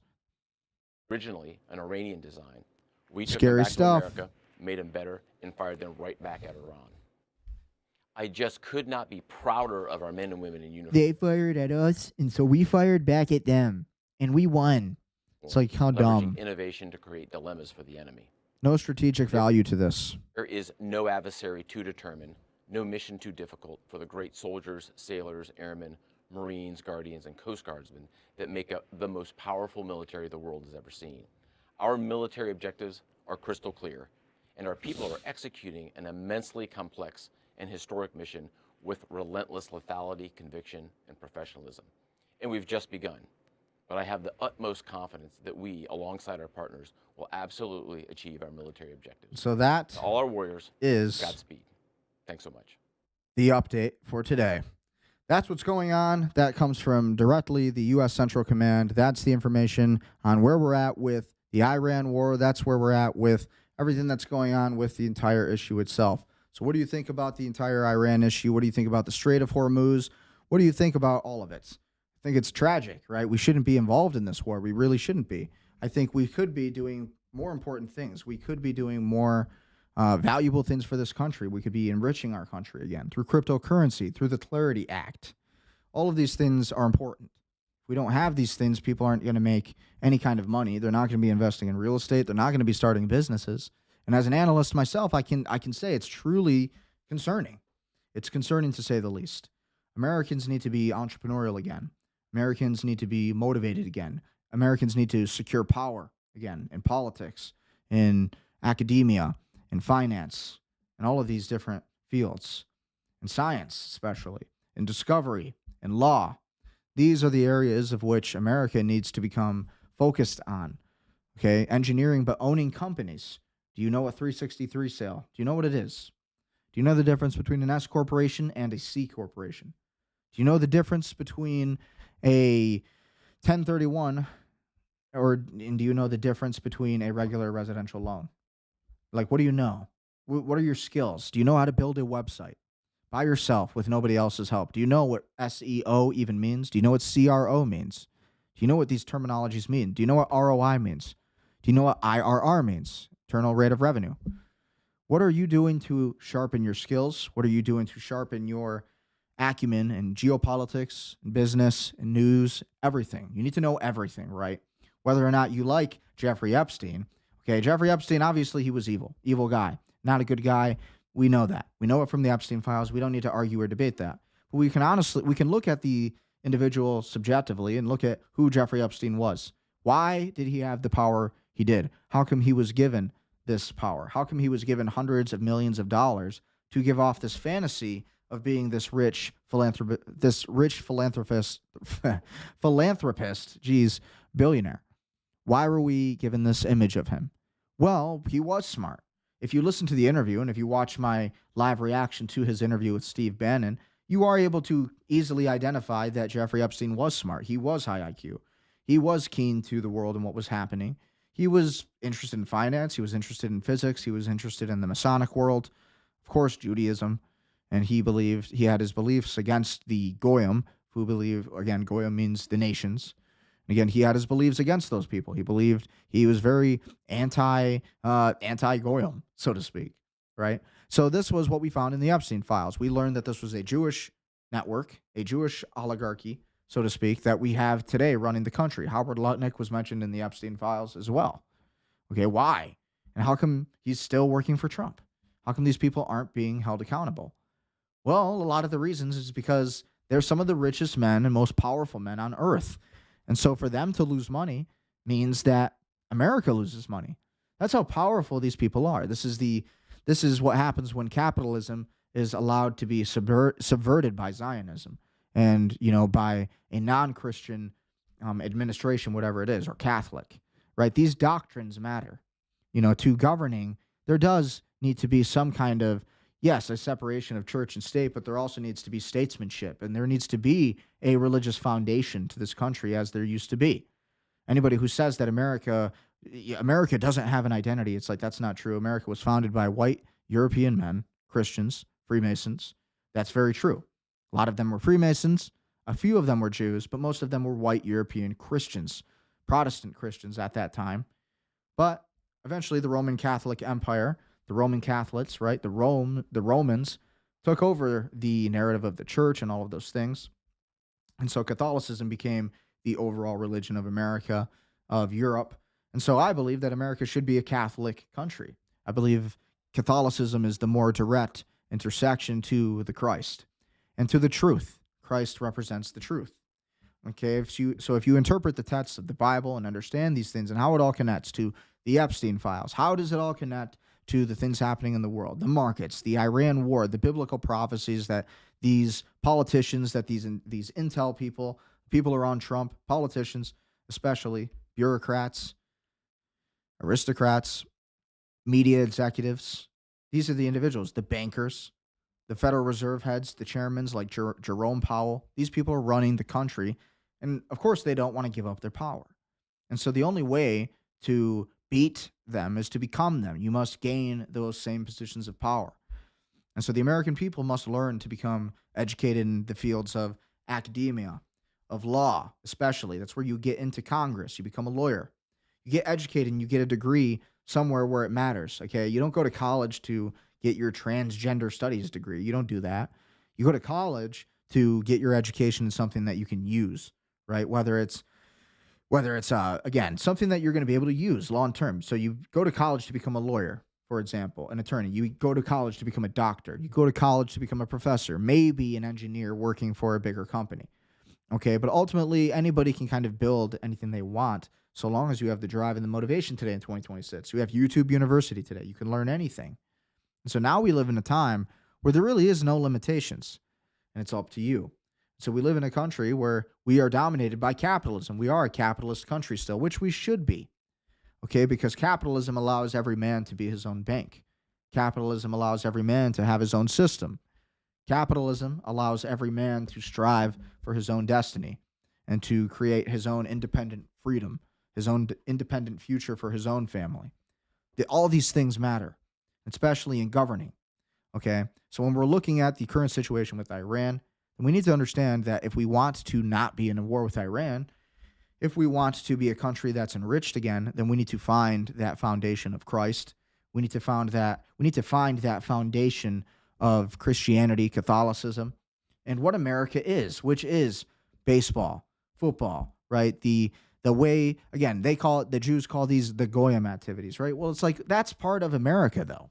Part of America is that sentimental baseball game, that football game, and you bring your kids to it, you rise, you ascend, you become a professional athlete, you make millions of dollars. It's the vision, it's the dream, it's the goal. On the flip side, where we've failed as a country is that we've been too distracted and entertained by these things, sports, and everybody watches the big game. Everybody goes to work, they go to the 9 to 5, they say what they got to say, they do what they got to do, but they don't say what they mean. They don't say what they want to say. They don't do what they want to do. And so there's the question of, well, we all shouldn't be able to do whatever we want to do. Yeah, well, we shouldn't, but that's not the reality of things. The reality of things is that these elites don't think that. The reality of things is that the elites do what they want. The elites do care about power. They care about all of these things. And if you don't, then you will be ruled over by those people who care about power and politics. You hear the boomer generation talking about how they don't care about politics. They don't want to know. They don't want to know anything about politics. But it's like, well, those who fail to learn their history are doomed to repeat it, as we already know. And so that's one of the biggest problems that we're facing with the older generation today. So with that being said, that's my take on the entire situation. We should not be involved in this war with Iran. The solution to this problem, again, as an analyst, as an entrepreneur, as a police officer, as somebody who studies the markets, the entire world that we're in today, day for day, every night, 7 p.m., I'm here at Ecker Geopolitics, where we study it, where we study what's going on, the biggest news stories on X. We are staying locked in on all of the information. And from what I'm looking at, all I can say is we should not be involved in this war. And the solution to this war is the truth. The solution to this war is to be brave enough to speak the truth. Don't be enslaved when your government says you should not have an opinion. You're at work. You need to be a consummate professional. I heard that a lot as a cop all the time. Well, you're a professional. You can't have a political opinion. You understand that, right? We're police officers. We can't have an opinion. Well, I understand. I do understand that to a certain degree. But I do believe that when there is the time of tyranny, when that comes, which is a rare instance in histories, but if you are living through that time in your history, then you cannot serve a system that is not going to benefit the people first. And when I say that, I mean, you bring in you bring in a bunch of illegal immigrants, and then you allow them to take over your town with Sharia law, and then people who are praying Christians, for example, because they're not Sharia, and because they offend the new coming immigrants who are Sharia, now the Christians aren't allowed to pray. That's what we're seeing happen in the UK today. That's the issue. That's the problem. So if there was some kind of common denominator, some kind of common ground that was ever made between Christians and Muslims towards the common enemy of at this current time in history, the the Zionist Jewish people, not all Jewish people. So important to make that clear, because it is the Zionists. The Zionists. Okay, it is this Zionist sect of the Jewish people who believe that the Old Testament is still here and that the Messiah has not arrived yet. So that is where the issues are lying today. And that is why we are in this position. They believe that we are in a biblical war, that it is their job to bring forth and to bring the coming of what they believe to be the Messiah. Okay, and for us, it would be the second coming as Christians, Catholics. For them, it will be the first coming. So that is what they believe. So they're trying to roll this out, and the politicians in power want to be a part of that. They're trying to play some kind of role of God to do it because they want to stay in power, and they're getting older, and they're afraid of what comes. They're afraid of death, natural death. They're afraid of these things, and they don't want to grow older, so they want to make everybody else's life impossible. They want to rule over the ashes of a nation before ever giving up their own power. And so I love Donald Trump, rooting for Trump. I consider myself a conservative first. I would definitely not a Republican or a Democrat anymore.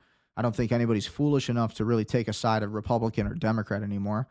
But I would consider myself, America first. That's who I am. I'm America first. I believe in that message. I believe in that movement. I think that's the most powerful movement that's going to make the tides in the future. So that's all I have to say. Be sure to like, share, comment, and subscribe. Thank you for listening. And stay prudent, stay powerful, stay wealthy. See you next time. And if you want to work with me in business, shoot me a DM and we'll work together. We'll grow your business. We'll help you succeed. Stay prudent, stay powerful, stay wealthy. See you next time.